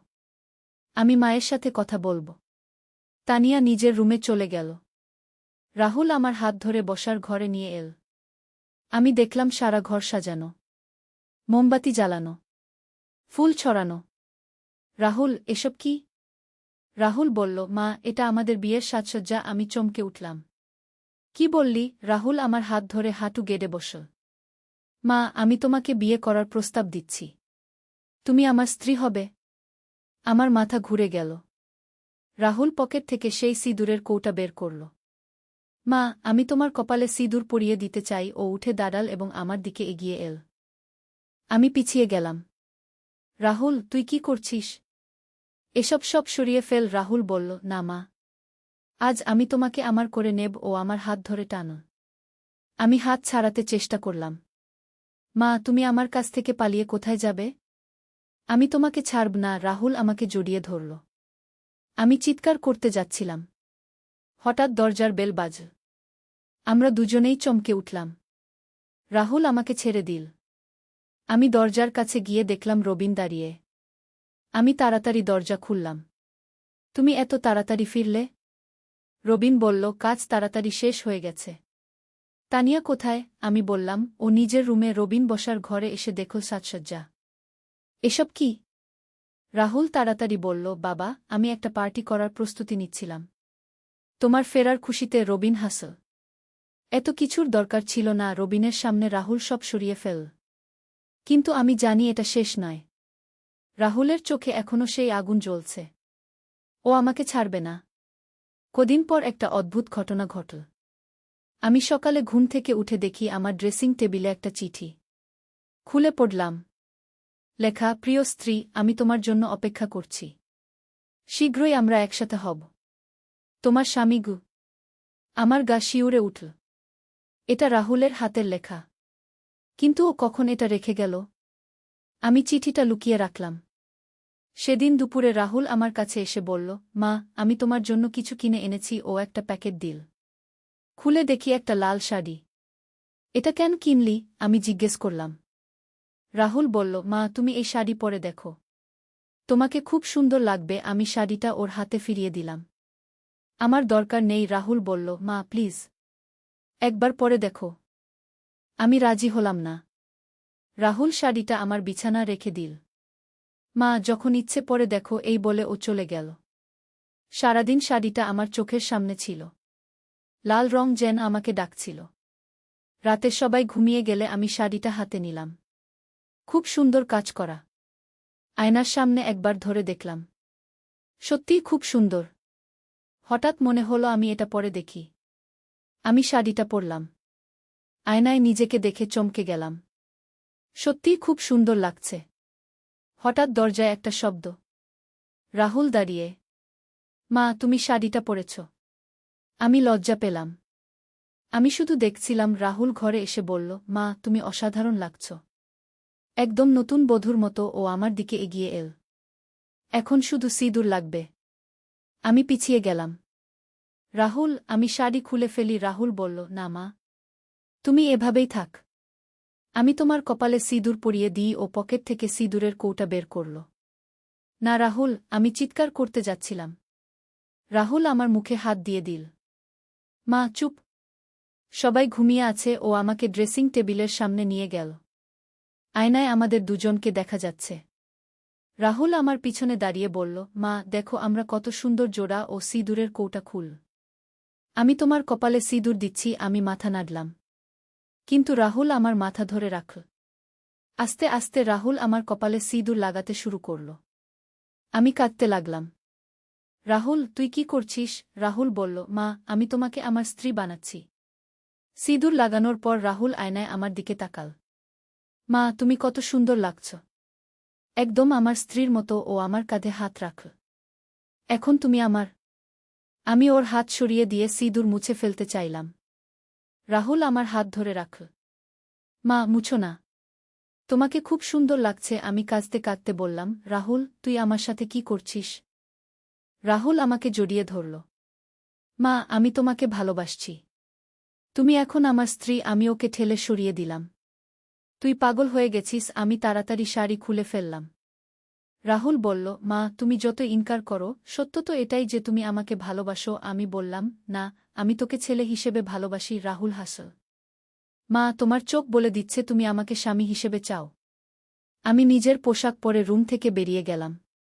রাহুল পিছু নীল। মা তুমি কোথায় যাচ্ছ? আমি বসার ঘরে গিয়ে সোফায় বসলাম। রাহুল আমার পাশে বসল। মা আমি জানি তুমি আমাকে ভালোবাসো। তুমি শুধু স্বীকার করতে লজ্জা পাচ্ছ। রাহুল আমার হাত ধরল।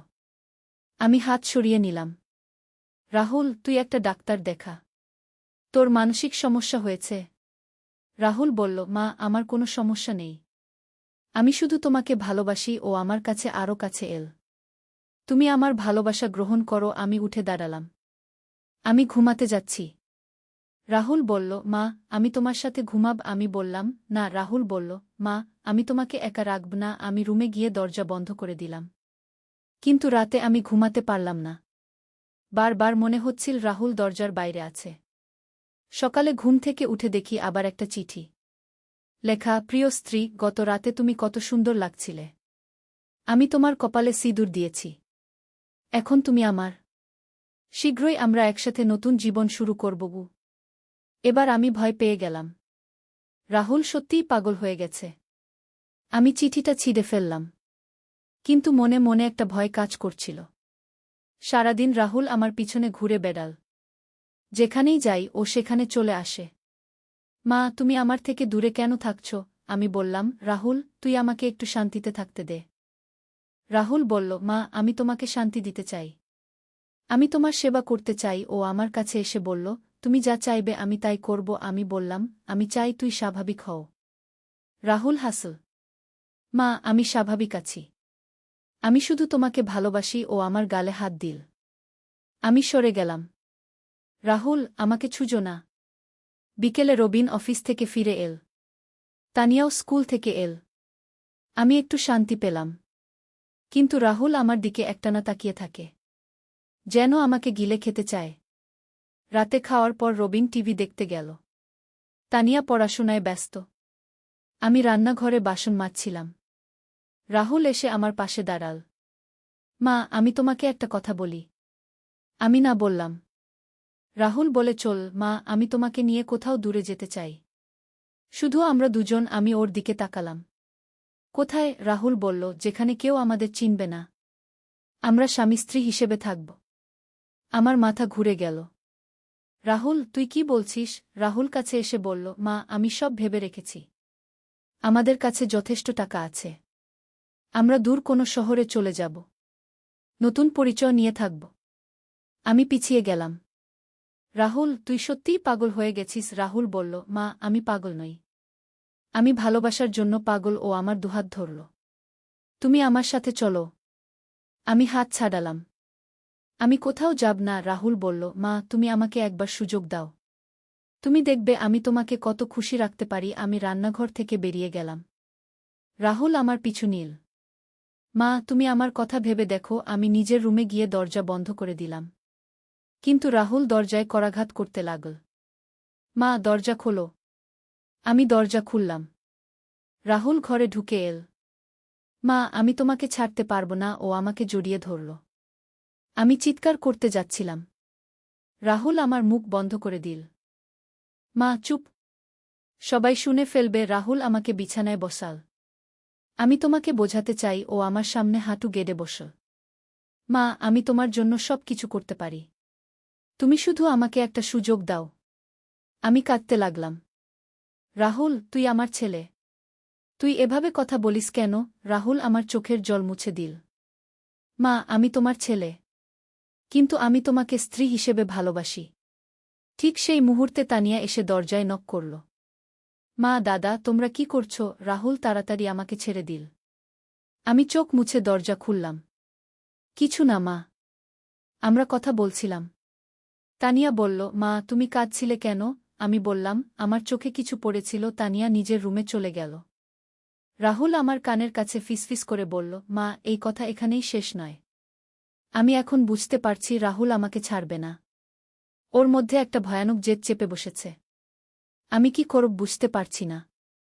পরের দিন খুব ভোরে আমি ঘুম থেকে উঠলাম। রাহুলের রুমের সামনে দিয়ে যাচ্ছিলাম। হঠাৎ শুনলাম ও কার সাথে যেন ফোনে কথা বলছে। আমি কান পেতে শুনলাম। হ্যাঁ, আমি এবং আমার স্ত্রী দূরে কোথাও যেতে চাই। একটা ছোট ফ্ল্যাট ভাড়া নিতে চাই। আমার মাথায় যেন বজ্রপাত হল।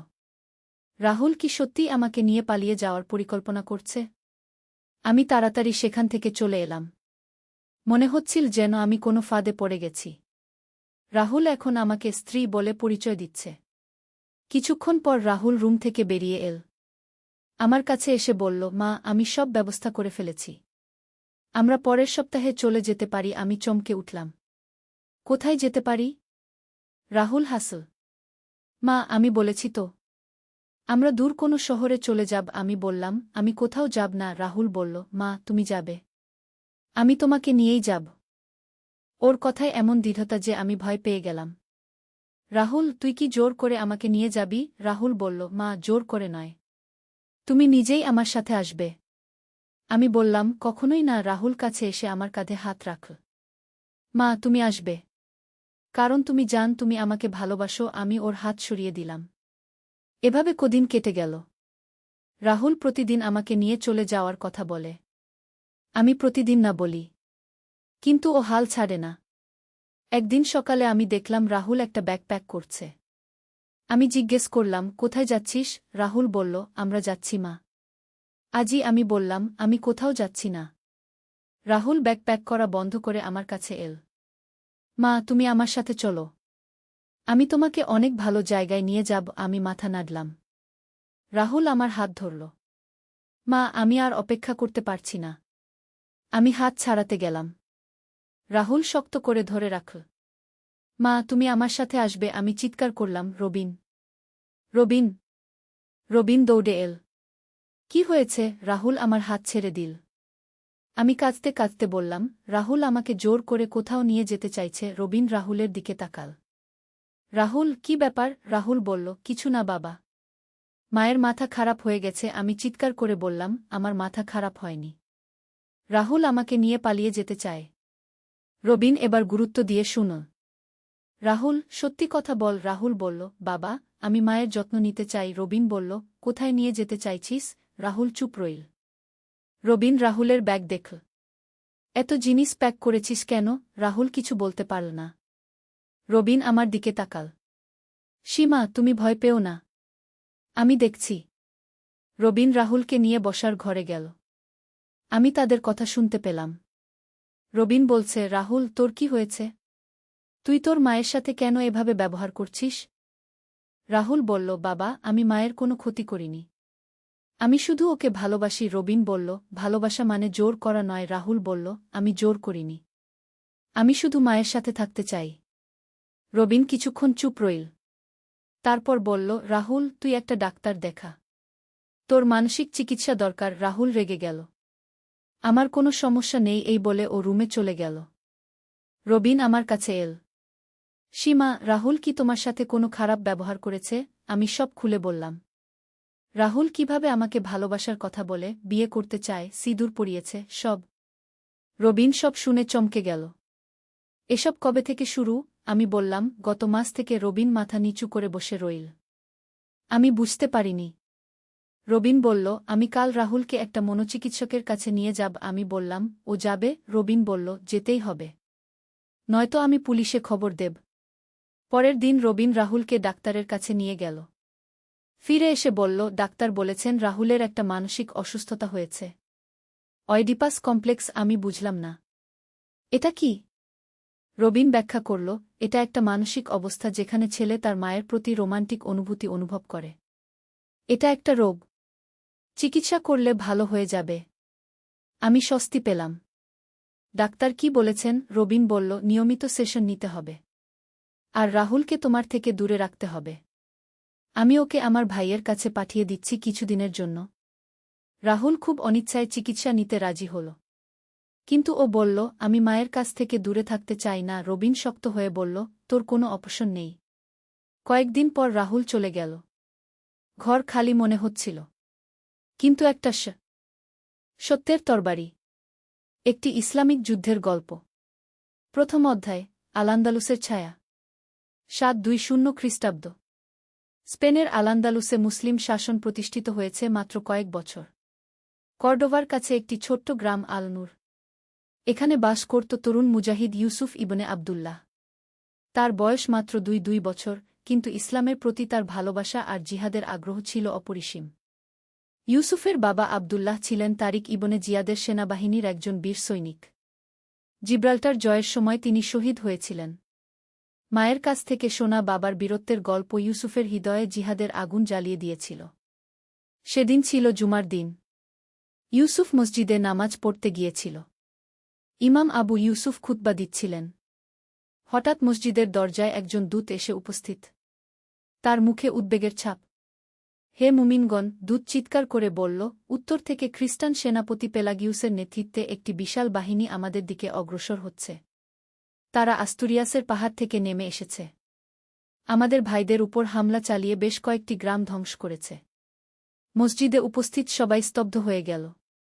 ইমাম সাহেব দোয়া করলেন, আল্লাহুম্মা আনসুরনা আলাল কাউমিল কাফিরিন, হে আল্লাহ, কাফের সম্প্রদায়ের বিরুদ্ধে আমাদের সাহায্য করুন। ইউসুফের হৃদয়ে আগুন জ্বলে উঠল। তিনি দাঁড়িয়ে বললেন, আমি আমার তরবারি নিয়ে জিহাদে অংশগ্রহণ করব। আমার বাবার রক্তের দায় আমাকে শোধ করতে হবে। দ্বিতীয় অধ্যায়, মুজাহিদদের একত্রিত হওয়া। পরের দিন ভোরে ইউসুফ তার ঘোড়া নিয়ে গ্রাম ছেড়ে বের হল। সাথে নীল তার দাদার আমানত, একটি দামেস্কি তরবারি যার হাতলে কুরআনের আয়াত খোদাই করা। পথে সে দেখা পেল তার বন্ধু সালমান ইবনে মুসার। সালমান ছিল একজন দক্ষ তীরন্দাজ। তারা দুজন একসাথে কর্ডোভার দিকে রওনা দিল। কর্ডোভায় পৌঁছে দেখল, আমির আব্দুর রহমানের আদেশে মুজাহিদরা জমায়েত হচ্ছে। সেনাপতি আব্দুল মালিক ইবনে কাতানের নেতৃত্বে একটি বিশাল বাহিনী গড়ে উঠেছে। সেনাপতি আব্দুল মালিক ছিলেন একজন অভিজ্ঞ যোদ্ধা। তিনি উত্তর আফ্রিকা থেকে এসেছিলেন এবং বহু যুদ্ধের অভিজ্ঞতা রয়েছে তার।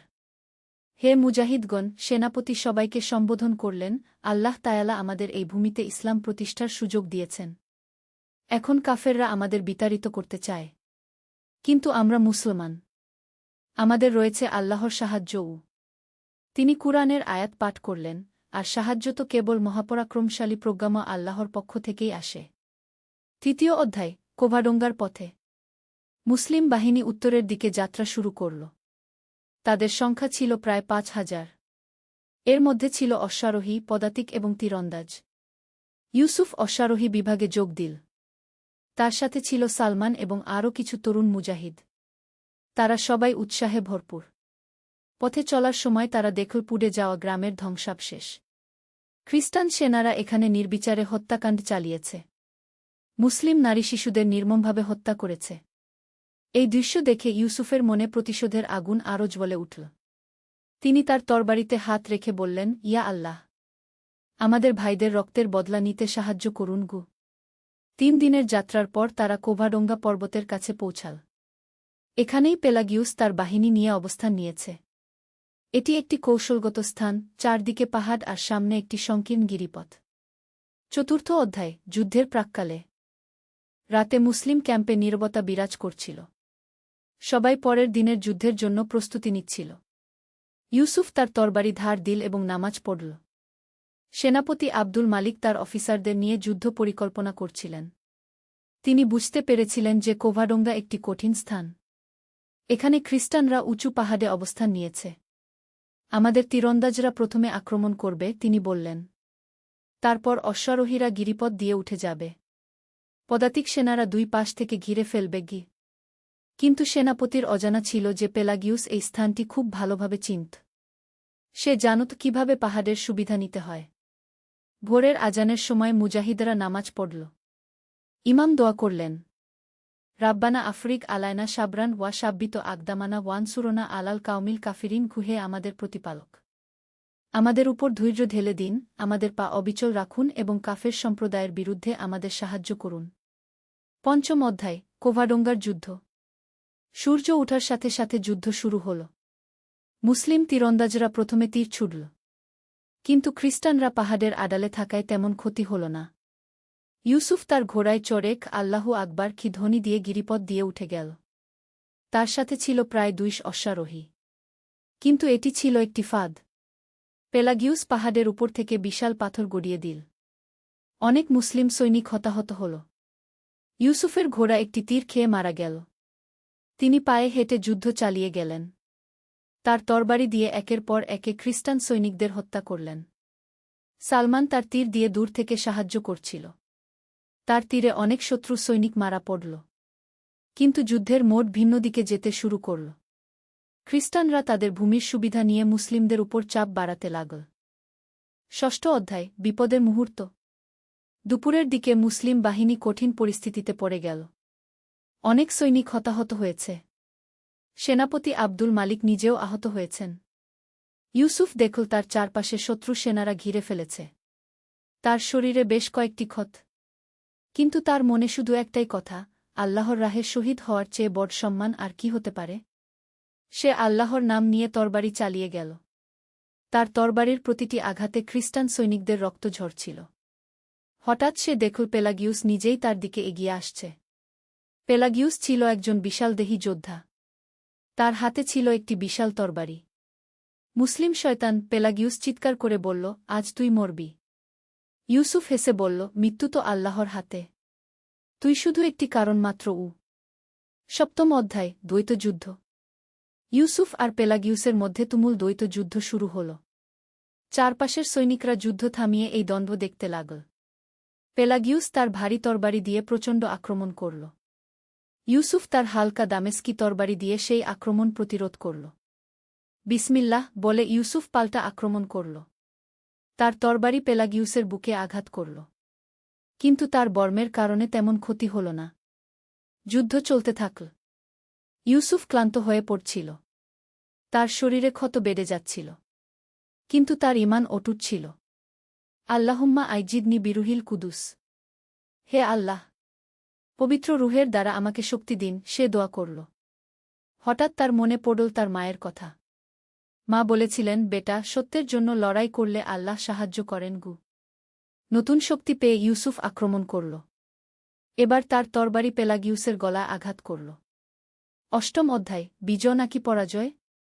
পেলাগিউস মাটিতে পড়ে গেল। তার মৃত্যুর সাথে সাথে খ্রিস্টান সেনারা হতাশ হয়ে পড়ল। কিন্তু মুসলিম বাহিনীও ততক্ষণে অনেক ক্ষতিগ্রস্ত হয়ে গেছে।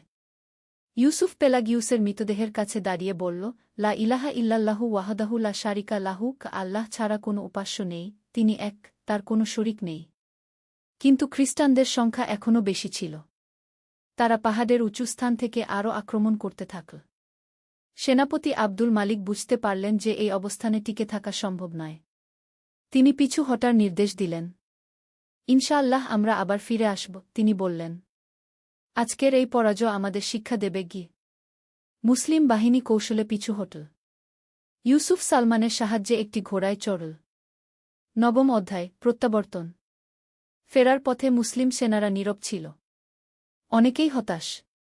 কিন্তু ইউসুফের মুখে কোনো হতাশার ছাপ নেই। ভাই, আমরা তো হেরে গেছি, সালমান বলল। ইউসুফ হেসে বলল, আল্লাহ তায়ালা বলেছেন, ওয়া উখরা তুহিব্বুনাহা নাসরুন মিনাল্লাহি ওয়া ফাতহুন কারিব, আর আরেকটি বিষয় তোমরা পছন্দ কর, আল্লাহর সাহায্য ও আসন্ন বিজয়। আজকের এই পরীক্ষা আমাদের আরও শক্তিশালী করবে গে। পথে তারা দেখা পেল কিছু স্থানীয় মুসলিম যারা খ্রিস্টানদের অত্যাচারে পালিয়ে এসেছে। ইউসুফ তাদের সাহায্য করল। একজন বয়স্ক মানুষ বলল, বেটা, তোমরা আমাদের জন্য লড়েছ। আল্লাহ তোমাদের প্রতিদান দেবেন ঘে। দশম অধ্যায়, নতুন অঙ্গীকার। কর্ডোভায় ফিরে এসে ইউসুফ মসজিদে গেল। সেখানে ইমাম সাহেব তাকে দেখে বললেন, মুজাহিদ হওয়ার অর্থ শুধু যুদ্ধ জেতা নয়। মুজাহিদ হল সেই ব্যক্তি যে আল্লাহর রাহে সর্বদা সংগ্রাম করে কি। ইউসুফ নামাজ পড়ার পর দোয়া করল, রাব্বি আউজিনি আন আশকুরা নিমাতাকাল্লাতি আনামতা আলাইয়া ওয়া আলা ওয়ালিদাইয়া ওয়া আন আমালা সালিহান তারদাহু, হে আমার প্রতিপালক, আমাকে সামর্থ্য দিন যেন আমি আপনার সেই নিয়ামতের কৃতজ্ঞতা প্রকাশ করি যা আপনি আমার উপর এবং আমার পিতামাতার উপর দান করেছেন, আর যেন আমি এমন সৎকাজ করি যা আপনি পছন্দ করেন। তিনি মনে মনে অঙ্গীকার করলেন যে ইসলামের জন্য আরও কাজ করবেন। শুধু তরবারি দিয়ে নয়, গান দিয়ে, চরিত্র দিয়ে মানুষের সেবা করে। একাদশ অধ্যায়, শিক্ষা ও প্রস্তুতি। পরের কয়েক মাস ইউসুফ কুরআন ও হাদিস অধ্যয়নে মনোনিবেশ করল। তিনি বুঝতে পারলেন যে সত্যিকারের মুজাহিদ হতে হলে শুধু শারীরিক শক্তি নয়, আত্মিক শক্তিও দরকার।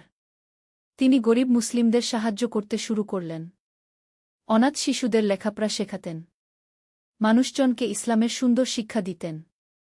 একদিন খবর এল যে উত্তর থেকে আবার খ্রিস্টান বাহিনী আক্রমণ করতে আসছে। এবার তাদের সাথে রয়েছে ফ্রাঙ্কিশ সেনারাও। আমির আব্দুর রহমান আবার মুজাহিদদের আহ্বান জানালেন। ইউসুফ আবার তার তরবারি নিয়ে প্রস্তুত হল। কিন্তু এবার তার মনে শুধু প্রতিশোধের আগুন নেই।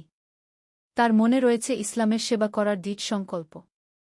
দ্বাদশ অধ্যায়, পুনর্বার যুদ্ধ। এবার মুসলিম বাহিনী আরও সুসংগঠিত। সেনাপতি তালিব ইবনে আবু তালিবের নেতৃত্বে সবাই একসাথে। যুদ্ধক্ষেত্র এবার ছিল তুলায় তুলার মাঠে। এখানে কোনো পাহাড় নেই, সমতল ভূমি। দুই বাহিনী মুখোমুখি। ইউসুফ এবার অশ্বারোহী বিভাগের একজন অফিসার। তার নেতৃত্বে ছিল ৫০ জন সৈনিক। যুদ্ধ শুরুর আগে সেনাপতি তালিব ভাষণ দিলেন, আমরা আল্লাহর দিনের জন্য লড়ছি। আমাদের শত্রুরা শুধু দুনিয়ার জন্য। আল্লাহ আমাদের সাথে আছেন গু। ত্রয়োদশ অধ্যায়, বিজয় স্বাদ। এবার যুদ্ধে মুসলিমদের পূর্ণ বিজয় হল। খ্রিস্টান ফ্রাঙ্কিশ মিত্র বাহিনী পরাজিত হয়ে পালিয়ে গেল। ইউসুফ এই যুদ্ধে অসাধারণ বীরত্ব দেখিয়েছিল। তার নেতৃত্বে অশ্বারোহী বিভাগ শত্রুদের ডানপার্শ্ব সম্পূর্ণ ধ্বংস করেছিল। যুদ্ধ জেতার পর মুজাহিদেরা ও আল্লাহু আকবার কি ধ্বনি দিল। কিন্তু ইউসুফ সেজদায় পড়ে আল্লাহর শুকরিয়া আদায় করল। আলহামদুলিল্লাহি রাব্বিল আলামিন, সকল প্রশংসা আল্লাহর জন্য, যিনি সমস্ত জগতের প্রতিপালক। সেনাপতি তালিব ইউসুফের কাছে এসে বললেন, তুমি একজন সত্যিকারের মুজাহিদ। আল্লাহ তোমার মধ্যে বিশেষ গুণ দিয়েছেন গু। চতুর্দশ অধ্যায়, শান্তির বার্তা। বিজয়ের পর ইউসুফ লক্ষ্য করল, যুদ্ধক্ষেত্রে অনেক খ্রিস্টান সৈনিক আহত হয়ে পড়ে আছে। ইসলামের শিক্ষা অনুযায়ী তিনি তাদের সেবা করতে গেলেন। একজন আহত ফ্রাঙ্কিশ সৈনিক তাকে ভয় পেয়ে বলল, তুমি কি আমাকে হত্যা করবে? ইউসুফ হেসে বলল, ইসলাম আমাদের শেখায় যে যুদ্ধ শেষ হলে মানবতার সেবা করতে হয়। আমি তোমার সেবা করব। তিনি সেই আহত সৈনিকের ক্ষতস্থান পরিষ্কার করে দিলেন এবং পানি পান করালেন। ফ্রাঙ্কিশ সৈনিক অবাক হয়ে বলল, তোমাদের ধর্ম তো খুবই মানবিক।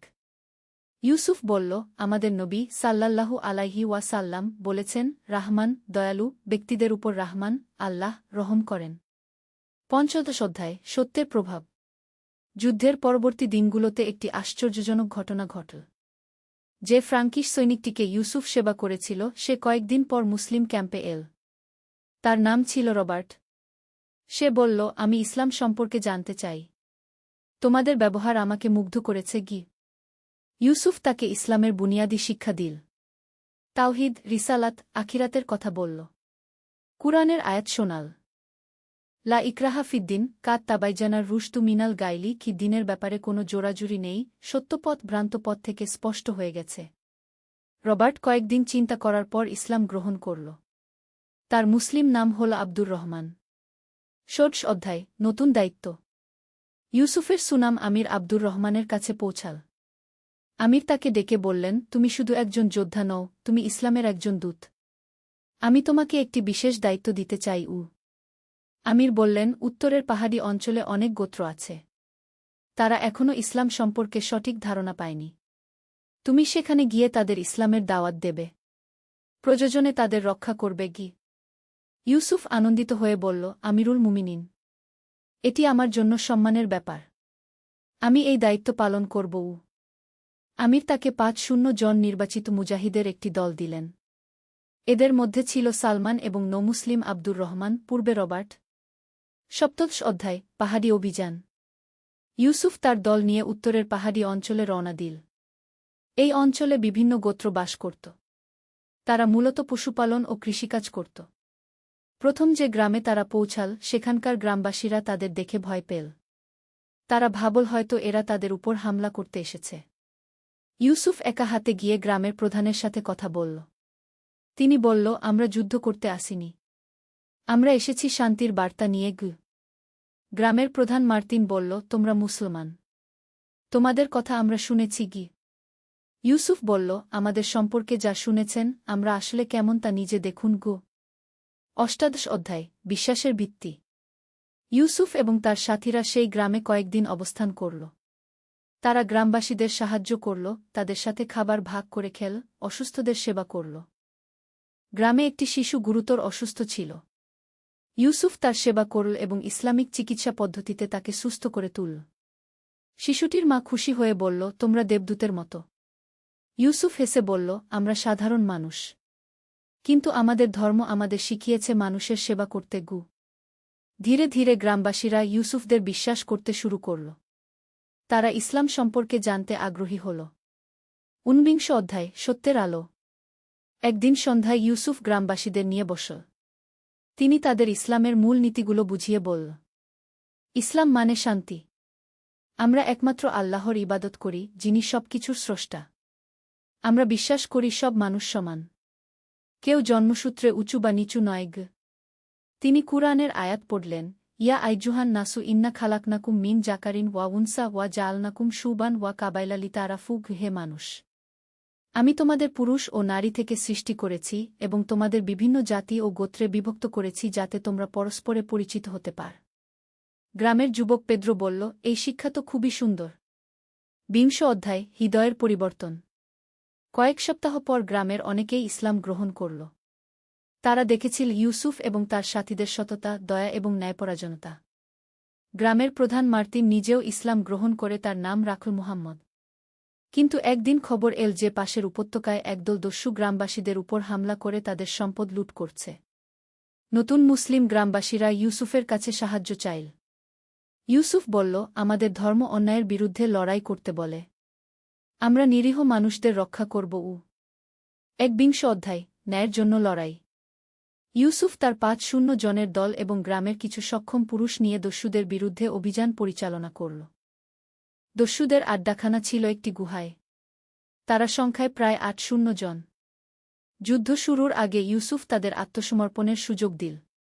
তিনি বলল, তোমরা যদি লুণ্ঠিত সম্পদ ফেরত দাও এবং নিরীহ মানুষদের কষ্ট দেওয়া বন্ধ কর, আমরা তোমাদের ক্ষমা করব।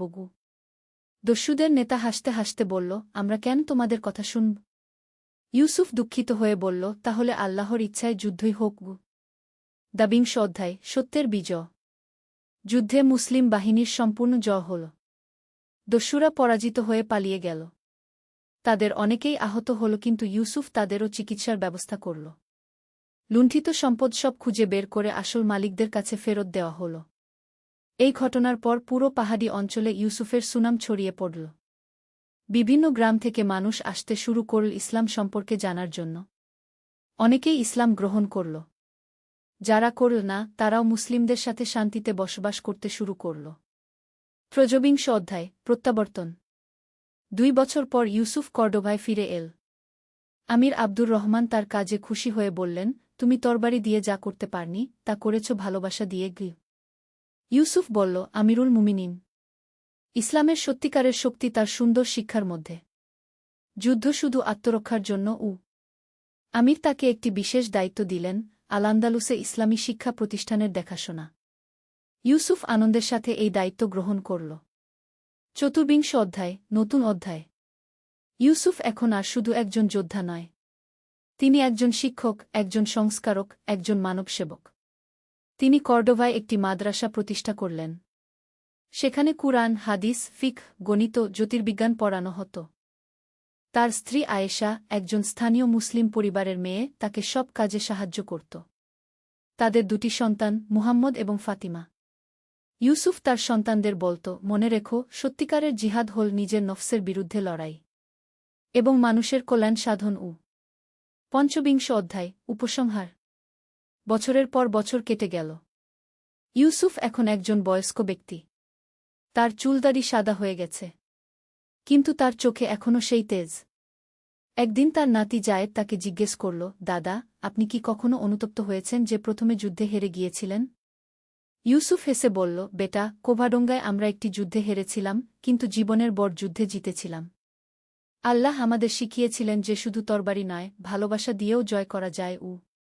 তিনি কুরআনের আয়াত পড়লেন, ওয়ামা আরসালনাকা ইল্লা রাহমাতাল লিল আলামিন, খে আমি তোমাকে সমগ্র সৃষ্টিজগতের জন্য রহমত স্বরূপ প্রেরণ করেছি। এটাই ইসলামের আসল শিক্ষা, তিনি বলল। আমরা সমগ্র মানবজাতির জন্য রহমত হয়ে এসেছি। সূর্য অস্ত যাচ্ছিল কর্ডোবার আকাশে। মসজিদের মিনার থেকে মাগরিবের আজান ভেসে এল। ইউসুফ তার নাতির হাত ধরে নামাজ পড়তে গেলেন। তার হৃদয়ে শুধু একটাই দোয়া, রাব্বানা আতিনা ফিদ দুনিয়া হাসানাতান ওয়া ফিল আখিরাতি হাসানাতান ওয়া কিনা আজাবান নার। গুহে আমাদের প্রতিপালক, আমাদের দুনিয়ায় কল্যাণ দিন, আখিরাতে কল্যাণ দিন এবং জাহান্নামের আযাব থেকে রক্ষা করুন। সমাপ্ত। এই গল্পটি কাল্পনিক, তবে ইতিহাসের সত্যিকারের ঘটনা এবং ইসলামের সুন্দর শিক্ষা দ্বারা অনুপ্রাণিত। এর মূল বার্তা হল যে সত্যিকারের জিহাদ শুধু যুদ্ধ নয়, বরং মানবতার সেবা এবং সত্যের প্রচার। নূরের আলো। একটি ইসলামিক গল্প। প্রথম অধ্যায়, শুরুর কথা। ঢাকার পুরাতন অংশে একটি ছোট্ট গলির মধ্যে বাস করত নূর নামের একটি ছেলে। তার বয়স মাত্র ১২ বছর, কিন্তু তার চোখে ছিল এমন একটি গভীরতা যা তার বয়সের চেয়ে অনেক বেশি প্রজ্ঞার কথা বলত। নূরের বাবা একজন দরিদ্র রিকশাওয়ালা, আর মা একটি সেলাই কারখানায় কাজ করে। তাদের সংসারে অভাব ছিল, কিন্তু ঈমান ও আল্লাহর উপর ভরসা ছিল অটুট। প্রতিদিন ভোরে আয়ানের শব্দে ঘুম ভেঙে যেত নূরের। সে উঠে অজু করে ফজরের নামাজ পড়ত। তার মা আমিনা খাতুন তাকে ছোটবেলা থেকেই শিখিয়েছিলেন যে, বেটা, নামাজ হচ্ছে মুমিনের জন্য আল্লাহর সাথে কথা বলার সবচেয়ে সুন্দর উপায়। এই ৫ ওয়াক্ত নামাজই তোমাকে জীবনের সব অন্ধকার থেকে বাঁচাবে গু। নূর প্রতিদিন স্কুলে যেত পায়ে হেঁটে। তাদের রিকশা ভাড়া দেওয়ার মতো টাকা ছিল না। কিন্তু সে কখনো অভিযোগ করত না। বরং রাস্তায় হাঁটতে হাঁটতে সে আল্লাহর সৃষ্টির সৌন্দর্য দেখত, গাছের পাতায় শিশিরের ফোঁটা, আকাশে ভেসে যাওয়া মেঘ, পাখির কলকাকলি। সবকিছুতেই সে আল্লাহর মহত্ব খুঁজে পেত। স্কুলে নূরের বেশ কয়েকজন বন্ধু ছিল। তাদের মধ্যে সবচেয়ে ভালো বন্ধু ছিল করিম। করিমের বাবা একজন ব্যবসায়ী, তাদের সংসারে অভাব ছিল না। কিন্তু করিম ছিল অহংকারী ও অধৈর্য। সে প্রায়ই দরিদ্রদের নিয়ে তামাশা করত। একদিন ক্লাসে উস্তাদজি একটি হাদিস পড়ালেন, যে ব্যক্তি কোনো মুসলমানের একটি দুঃখ দূর করে দেবে, আল্লাহ তার বিনিময়ে কিয়ামতের দিনের একটি দুঃখ দূর করে দেবেন গু। করিম হেসে বলল, এসব তো শুধু কথার কথা। বাস্তবে কে কার দুঃখ নেয়? নূর চুপচাপ শুনছিল। সে জানত যে রাসূলুল্লাহ এর প্রতিটি কথা সত্য এবং বাস্তব জীবনে প্রযোগযোগ্য। দ্বিতীয় অধ্যায়, পরীক্ষার সময়। স্কুল ছুটির পর নূর বাড়ি ফেরার পথে একটি অদ্ভুত দৃশ্য দেখল। একজন বৃদ্ধ লোক রাস্তার পাশে বসে কাঁদছেন। তার পাশে একটি ছোট মেয়ে, বয়স হবে ৭-৮ বছর। মেয়েটিও কাঁদছিল। নূর কাছে গিয়ে জিজ্ঞেস করল, চাচা, কি হয়েছে? কেন কাঁদছেন? বৃদ্ধ লোকটি আব্দুল করিম নামে পরিচিত ছিলেন। তিনি ছিলেন একজন দিনমজুর। তার স্ত্রী মারা গেছেন ৫ বছর আগে। এই ছোট্ট মেয়েটি তার নাতনি ফাতিমা। ছেলেবউ দুর্ঘটনায় মারা যাওয়ার পর থেকে ফাতিমা তার কাছেই থাকে। বাবা কান্নাজড়িত গলায় বললেন, আব্দুল করিম, আজ ৩ দিন হলো কাজ পাচ্ছি না। বাড়ি ভাড়া দিতে পারিনি। বাড়িওয়ালা আমাদের বের করে দিয়েছে। এখন কোথায় যাব? এই ছোট মেয়েটা না খেয়ে আছে কাল রাত থেকে গু। নূরের হৃদয় ভেঙে গেল। সে তার পকেট থেকে বের করল মাত্র ৫০ টাকা। এটা ছিল তার সপ্তাহের খরচের জন্য মায়ের দেওয়া টাকা। কিন্তু ফাতিমার ক্ষুধার্ত চোখ দেখে সে আর ভাবতে পারল না। চাচা, এই টাকা নিন। অন্তত ফাতিমার জন্য কিছু খাবার কিনুন গু।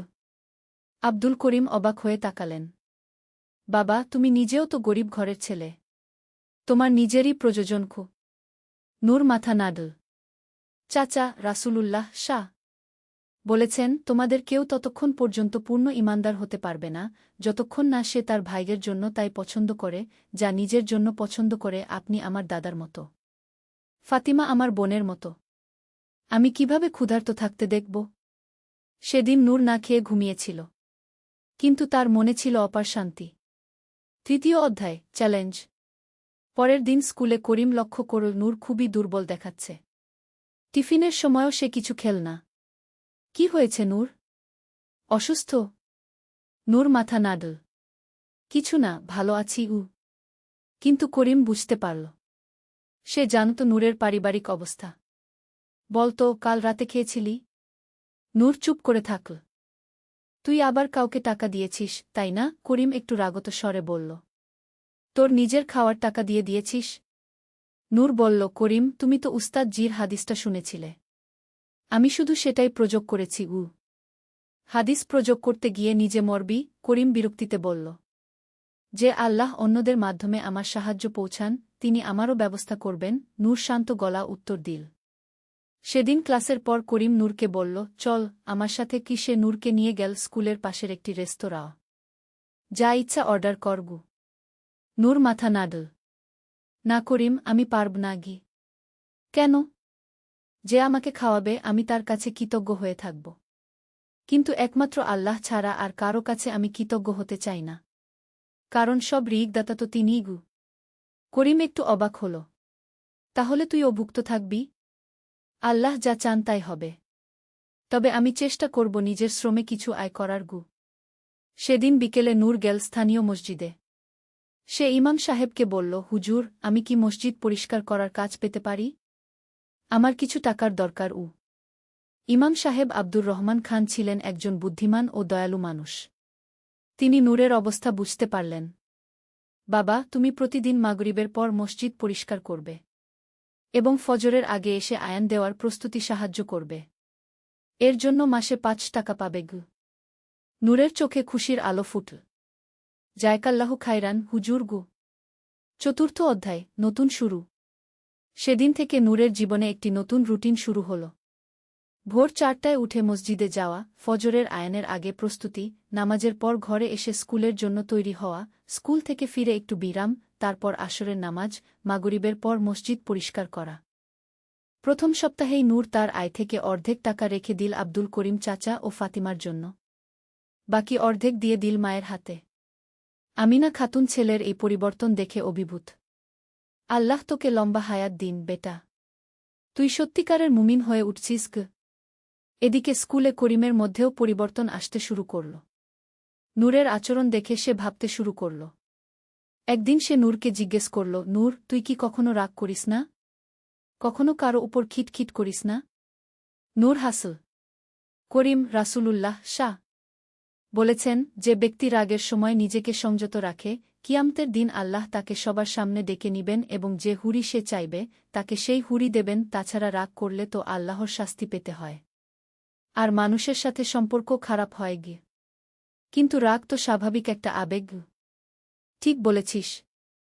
কিন্তু আল্লাহ আমাদের বিবেক দিয়েছেন সেই আবেগ নিয়ন্ত্রণ করার জন্য। যখনই রাগ আসে আমি আউযুবিল্লাহি মিনাশ শাইতানির রাজিম পড়ি। তারপর অজু করি। রাগ চলে যায়। করিম এই পরামর্শ মনে রাখল। পঞ্চম অধ্যায়, কঠিন পরীক্ষা। ২ মাস কেটে গেল।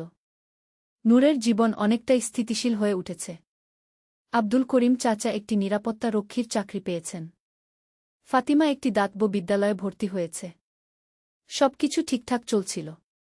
কিন্তু একদিন সকালে নূর স্কুলে গিয়ে শুনল যে তাদের ক্লাসের সবচেয়ে ভালো ছাত্র রফিক একটি বৃত্তি পরীক্ষায় অংশ নেবে। এই বৃত্তি পেলে সে একটি নামকরা স্কুলে পড়ার সুযোগ পাবে। শুধু তাই নয়, মাসিক ৫,০০০ টাকা স্টাইপেন্ডও পাবে। নূরের মনে একটা খারাপ চিন্তা এল। এই বৃত্তি তো তার বেশি দরকার। তার পরিবারের অবস্থা রফিকের চেয়ে খারাপ। তাহলে কেন সে এই সুযোগ পাবে না? কিন্তু পরক্ষণেই নূর নিজেকে সংযত করল। সে মনে মনে বলল, আস্তাগফিরুল্লাহ। এটা তো হিংসা। আর হিংসা হারাম গো। সেদিন বাড়িতে নূর মাকে এই বৃত্তির কথা বলল। তুই কেন অংশ নিবি না? মা জিজ্ঞেস করলেন। মা, পরীক্ষার ফি ৫ টাকা। আমাদের এত টাকা নেই। আমিনা খাতুন দীর্ঘশ্বাস ফেললেন। আল্লাহ যা চান তাই হবে বেটাগু। কিন্তু নূরের মনে তখনও দ্বন্দ্ব চলছিল। সে কি সত্যিই চেষ্টা করবে না? সেদিন রাতে তাহাজ্জুদের নামাজে নূর আল্লাহর কাছে দোয়া করল, ইয়া আল্লাহ, আপনি আমার অন্তরের অবস্থা জানেন। আমার পরিবারের অভাবন্টন আপনি দেখছেন। কিন্তু আমি কারো উপর হিংসা করতে চাই না। আপনি আমাকে সঠিক পথ দেখান। ষষ্ঠ অধ্যায়, আল্লাহর রহমত। পরের দিন স্কুলে হেডমাস্টার সাহেব একটি ঘোষণা দিলেন। তিনি বললেন যে বৃত্তির জন্য আবেদন করতে ইচ্ছুক যে কোনো ছাত্র পারবে এবং যাদের অর্থনৈতিক অবস্থা ভালো না তাদের ফি মাফ করে দেওয়া হবে। নূরের মনে আসার আলো জ্বল। কিন্তু সে ভাবল, এটা কি ঠিক হবে? রফিকের চেয়ে আমার নাম্বার কম। সে এই বৃত্তির বেশি দাগদার গু। কিন্তু করিম তাকে বলল, নূর, তুই যে পরিশ্রম করিস, তুই যেভাবে সবাইকে সাহায্য করিস, তোর এই সুযোগ পাওয়া উচিত। আল্লাহ হয়তো তোর জন্যই এই ব্যবস্থা করেছেন গু। নূর চিন্তা করল। সে ইমাম সাহেবের কাছে গেল পরামর্শের জন্য। ইমাম সাহেব বললেন, বাবা, তুমি সৎ উপায়ে চেষ্টা করো। হিংসা না করে, অন্যের ক্ষতি না করে যদি তুমি এগিয়ে যেতে পারো, তাহলে সেটাই আল্লাহর ইচ্ছা। রাসূলুল্লাহ শাহ বলেছেন, আল্লাহ সেই বান্দাকে সাহায্য করেন যে অন্যদের সাহায্য করে। তুমি যেভাবে সবার সেবা করছ, আল্লাহ তোমার সেবা করবেন গু। নূর সিদ্ধান্ত নিল সে বৃত্তির জন্য আবেদন করবে। 7ম অধ্যায় পরীক্ষার ফলাফল। বৃত্তি পরীক্ষার দিন নূর অনেক দোয়া-দুরূদ পড়ে পরীক্ষা দিল। সে যথাসাধ্য চেষ্টা করল, কিন্তু ফলাফলের চিন্তা আল্লাহর উপর ছেড়ে দিল। পরীক্ষার পর রফিক নূরকে বলল, নূর ভাই, তোমার পরীক্ষা কেমন হয়েছে? নূর বলল, আল্লাহই ভালো জানেন। তবে তোমার তো আরও ভালো হয়েছে নিশ্চয়ই? রফিক মাথা নাড়ল। আমার একটু সমস্যা হয়েছিল। গণিতের একটা অঙ্ক ভুল হয়ে গেছে গি। নূর সান্ত্বনা দিল, কোনো সমস্যা নেই। আল্লাহ যা ভালো তাই হবে। 2 সপ্তাহ পর ফলাফল ঘোষণা হল। অবিশ্বাস্যভাবে নূরই প্রথম হয়েছে, রফিক দ্বিতীয়। রফিক দৌড়ে এসে নূরকে অভিনন্দন জানাল। নূর ভাই, তুমি পেরেছ। আমি খুব খুশি গু। নূর চোখে জল নিয়ে বলল, রফিক, তোমার এই আচরণ দেখে আমি বুঝতে পারছি তুমি কতটা বড় মনের মানুষ। আল্লাহ তোমাকেও অবশ্যই ভালো কিছু দেবেন গু। আসলেই পরের মাসে রফিক আরেকটি বৃত্তি পেল। 8ম অধ্যায় নতুন জীবন। নতুন স্কুলে নূরের জীবন অনেক পাল্টে গেল। সে এখন একটি উন্নত পরিবেশে পড়াশোনা করছে। কিন্তু তার আচরণে কোনো অহংকার আসেনি। সে আগের মতোই বিনয়ী, সবার সাহায্যকারী এবং আল্লাহভীরু থেকে গেল। নতুন স্কুলে তার সহপাঠীরা বেশিরভাগই ধনী পরিবারের ছেলে। কিন্তু নূর কারো সাথে নিজেকে তুলনা করত না। সে মনে রাখত হাদিসের কথা, তোমাদের নিচের দিকে তাকাও, উপরের দিকে নয়। এতে আল্লাহর নেয়ামতের প্রতি তোমাদের কৃতজ্ঞতা বেড়ে যাবে। নতুন স্কুলে আরিফ নামে একটি ছেলে ছিল যে ধূমপান করত এবং অন্যদেরও এতে উৎসাহিত করত। একদিন সে নূরকে বলল, এই নূর, চল একটা সিগারেট খাই। কেমন লাগে দেখি গু। নূর ভদ্রভাবে মাথা নাড়ল। না ভাই, আমি খাই না গি। কেন? ধর্মের ভয়। শুধু ধর্মের ভয় নয়, আমি জানি এটা আমার স্বাস্থ্যের জন্য ক্ষতিকর। আর আল্লাহ যে শরীর দিয়েছেন সেটার যত্ন নেওয়া আমার দায়িত্ব। তাছাড়া এই টাকা দিয়ে কোনো গরিব মানুষের উপকার করা যায় গু। আরিফ একটু ভাবল। নূরের কথায় যুক্তি ছিল। ধীরে ধীরে নূরের প্রভাবে আরিফও পরিবর্তন হতে শুরু করল। 9ম অধ্যায় মহান শিক্ষা। নূর এখন 9ম শ্রেণীতে। তার পড়াশোনার পাশাপাশি সামাজিক কাজেও অংশগ্রহণ করার সুযোগ পেল। স্কুলের একটি সেবা সংগঠনে যোগ দিল। প্রতি শুক্রবার তারা দরিদ্র পরিবারে খাবার বিতরণ করত। একদিন এই সেবা কার্যক্রমে নূর দেখল পরিচিত একটি মুখ, আব্দুল করিম চাচা এবং ফাতিমা। তারাও এই খাবার বিতরণের জন্য এসেছে। নূর দৌড়ে গিয়ে চাচাকে জড়িয়ে ধরল। চাচা, আপনি এখানে? আব্দুল করিম বললেন, বাবা, চাকরি হারিয়েছি 2 সপ্তাহ আগে। কোম্পানি বন্ধ হয়ে গেছে। এখন আবার সেই পুরনো অবস্থা গু। নূরের চোখে জল এসে গেল। সে তৎক্ষণাৎ তার পকেট থেকে তার মাসিক স্টাইপেন্ডের অর্ধেক টাকা বের করে চাচার হাতে দিল। চাচা, এই টাকা নিন। আর চিন্তা করবেন না, আল্লাহ আছেন গু। কিন্তু আব্দুল করিম টাকা ফেরত দিলেন। না বাবা, তুমি এখন পড়াশোনা করছ। তোমার নিজেরই টাকার দরকার। আল্লাহ আমার রিইকের ব্যবস্থা করবেন গু। নূর জোর করে টাকা তার হাতে রাখল। চাচা, একবার আপনি আমাকে শিখিয়েছিলেন যে সাহায্য নেওয়াও এক ধরনের ইবাদত।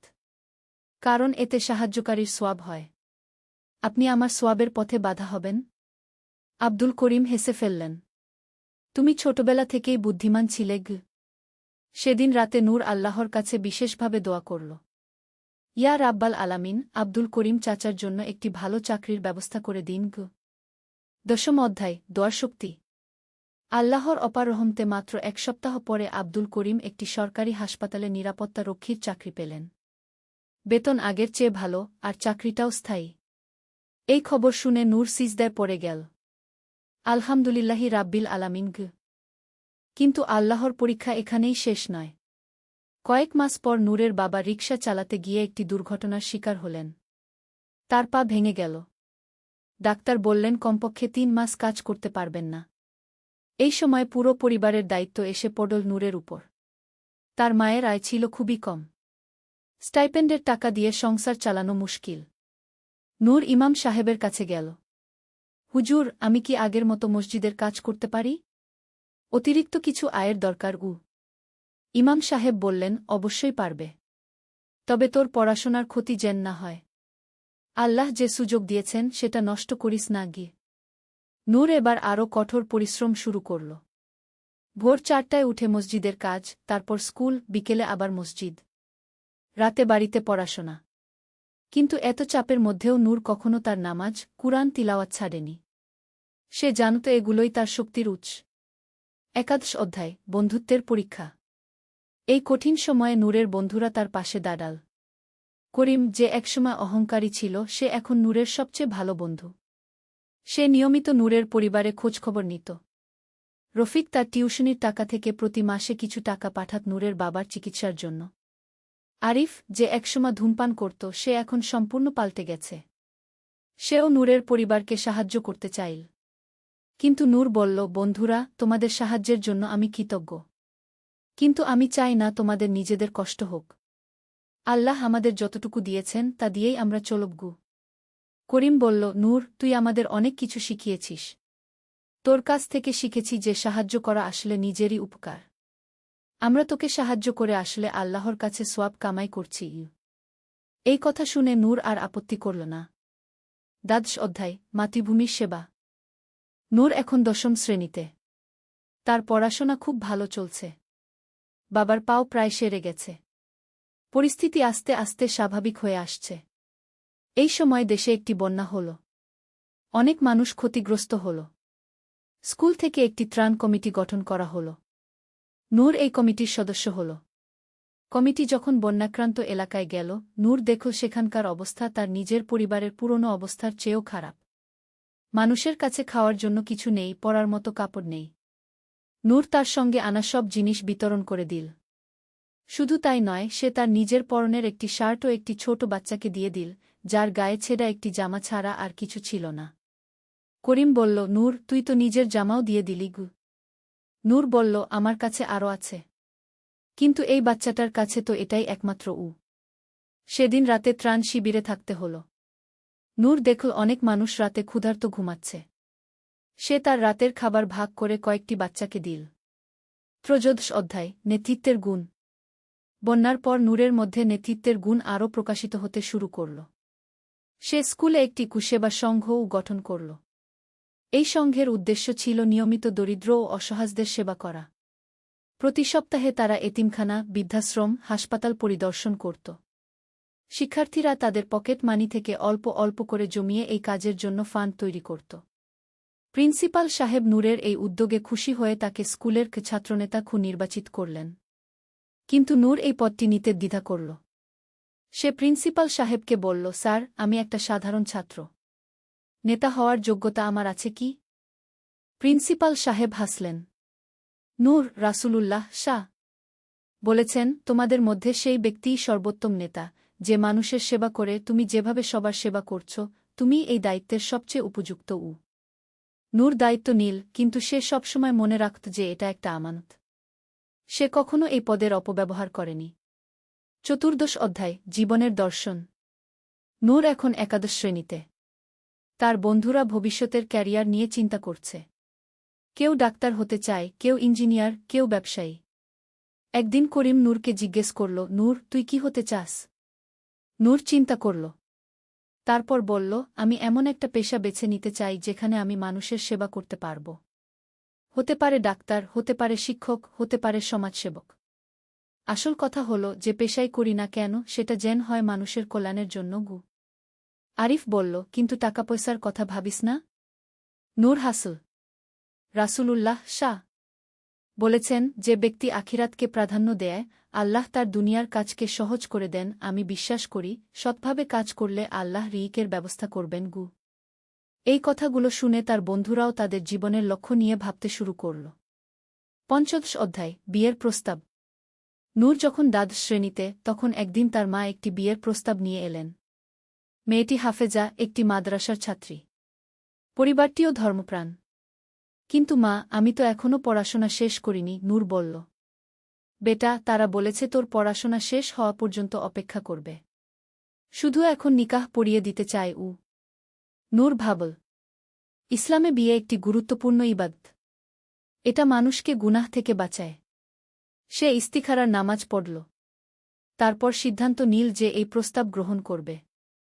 নিকাহের দিন নূর খুব সাদামাটা অনুষ্ঠান করল। বেশি খরচ করল না। তার মতে বিয়েতে অপচয় করার চেয়ে সেই টাকা দিয়ে গরিবদের সাহায্য করা ভালো। ষোড়শ অধ্যায়, নতুন দায়িত্ব। বিশ্ববিদ্যালয়ে নূর সমাজবিজ্ঞান বিষয়ে পড়তে শুরু করল। তার স্বপ্ন ছিল একজন সমাজকর্মী হওয়ার। বিশ্ববিদ্যালয়ে এসে সে দেখল এখানে নানা ধরনের রাজনীতি আছে।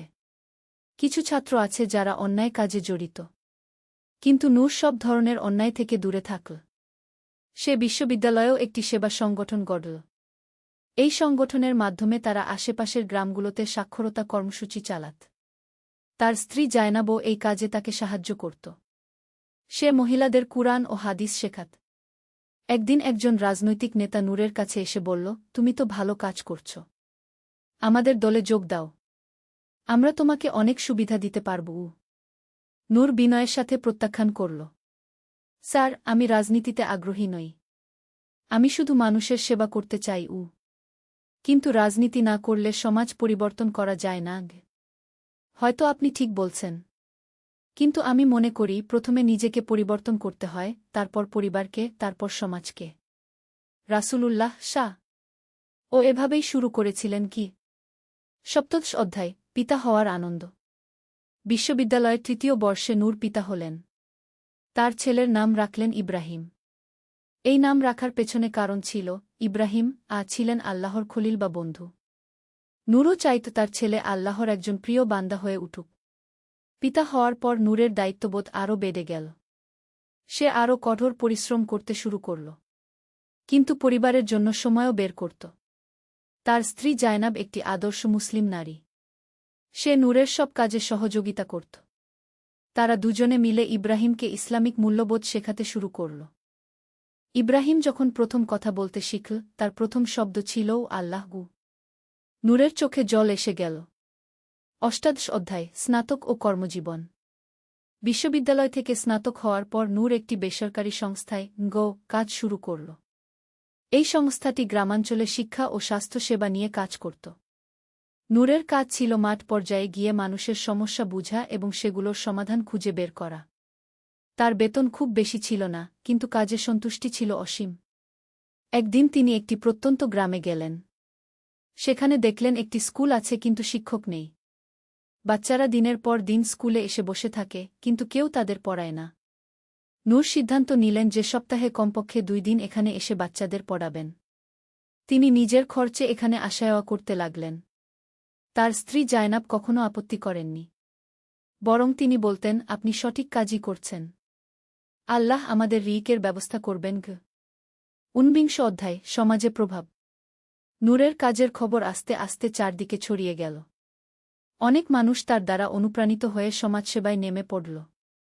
তার পুরনো বন্ধু করিম এখন একজন সফল ব্যবসায়ী। কিন্তু নূরের প্রভাবে সে তার আয়ের একটা অংশ নিয়মিত দাতব্য কাজে খরচ করে। রফিক হয়েছে ডাক্তার। সে প্রতি সপ্তাহে একদিন বিনামূল্যে গরিব রোগী দেখে। আরিফ শিক্ষক হয়েছে। সে তার স্কুলে একটি নৈতিক শিক্ষা ক্লাব খুলেছে। সবার মধ্যেই নূরের সেই ছোটবেলার প্রভাব দেখা যাচ্ছিল। আব্দুল করিম চাচা এখন অবসর নিয়েছেন। ফাতিমা বড় হয়ে একজন শিক্ষিত মেয়ে হয়েছে। সে এখন একটি স্কুলে শিক্ষক। একদিন ফাতিমা নূরের কাছে এসে বলল, নূর ভাই, আপনি আমার জীবনটা বাঁচিয়েছিলেন। সেদিন আপনি যদি সাহায্য না করতেন, আজ আমি হয়তো শিক্ষিত হতে পারতাম না। নূর বলল, ফাতিমা, এসব আল্লাহর ফজল। আমি শুধু একটা মাধ্যম ছিলাম। 20 অধ্যায়, জীবনের শেষ অধ্যায়। বয়স বাড়ার সাথে সাথে নূরের কাজের ক্ষেত্র আরও বিস্তৃত হল। তিনি এখন একটি বড় দাতব্য সংস্থার প্রধান। কিন্তু তার আচরণে কোনো পরিবর্তন আসেনি। তিনি আগের মতোই বিনয়ী, সাদাসিধে এবং আল্লাহভীরু। তার ছেলে ইব্রাহিম এখন 20 বছর বয়স। সেও বাবার পথ অনুসরণ করছে। সে মেডিকেল কলেজে পড়ছে, কিন্তু পড়াশোনার পাশাপাশি সমাজসেবাতেও সক্রিয়। একদিন ইব্রাহিম তার বাবাকে জিজ্ঞেস করল, আব্বা, আপনি জীবনে কখনো হতাশ হননি? নূর মৃদু হেসে বলল, বেটা, হতাশা তো মানুষের স্বাভাবিক আবেগ। কিন্তু আমি সবসময় মনে রেখেছি রাসূলুল্লাহ সা এর একটি কথা, আল্লাহর রহমত থেকে নিরাশ হজো না। আর আমি দেখেছি, যখনই কোনো সমস্যায় পড়েছি, আল্লাহ কোনো না কোনোভাবে সমাধান করে দিয়েছেন। কিন্তু কখনো মনে হয়নি যে আপনি অনেক ত্যাগ করেছেন? ত্যাগ? না বেটা। আমি যা পেয়েছি তার তুলনায় যা দিয়েছি তা খুবই কম। আল্লাহ আমাকে দিয়েছেন একটি সুন্দর পরিবার, তোমার মতো একটি ভালো ছেলে, সমাজের সম্মান এবং সবচেয়ে বড় কথা, মানুষের দোয়া। এর চেয়ে বড় সম্পদ আর কি হতে পারে? ১ অধ্যায়, উত্তরাধিকার। নূর এখন ৫০ বছর বয়সে পৌঁছেছেন। তার প্রতিষ্ঠিত দাতব্য সংস্থা এখন সারা দেশে কাজ করছে। হাজার হাজার গরিব শিশু শিক্ষা পাচ্ছে, অসহায় মানুষ চিকিৎসা সেবা পাচ্ছে। কিন্তু নূরের সবচেয়ে বড় গর্ব হল তার ছেলে ইব্রাহিম। সে এখন একজন ডাক্তার, কিন্তু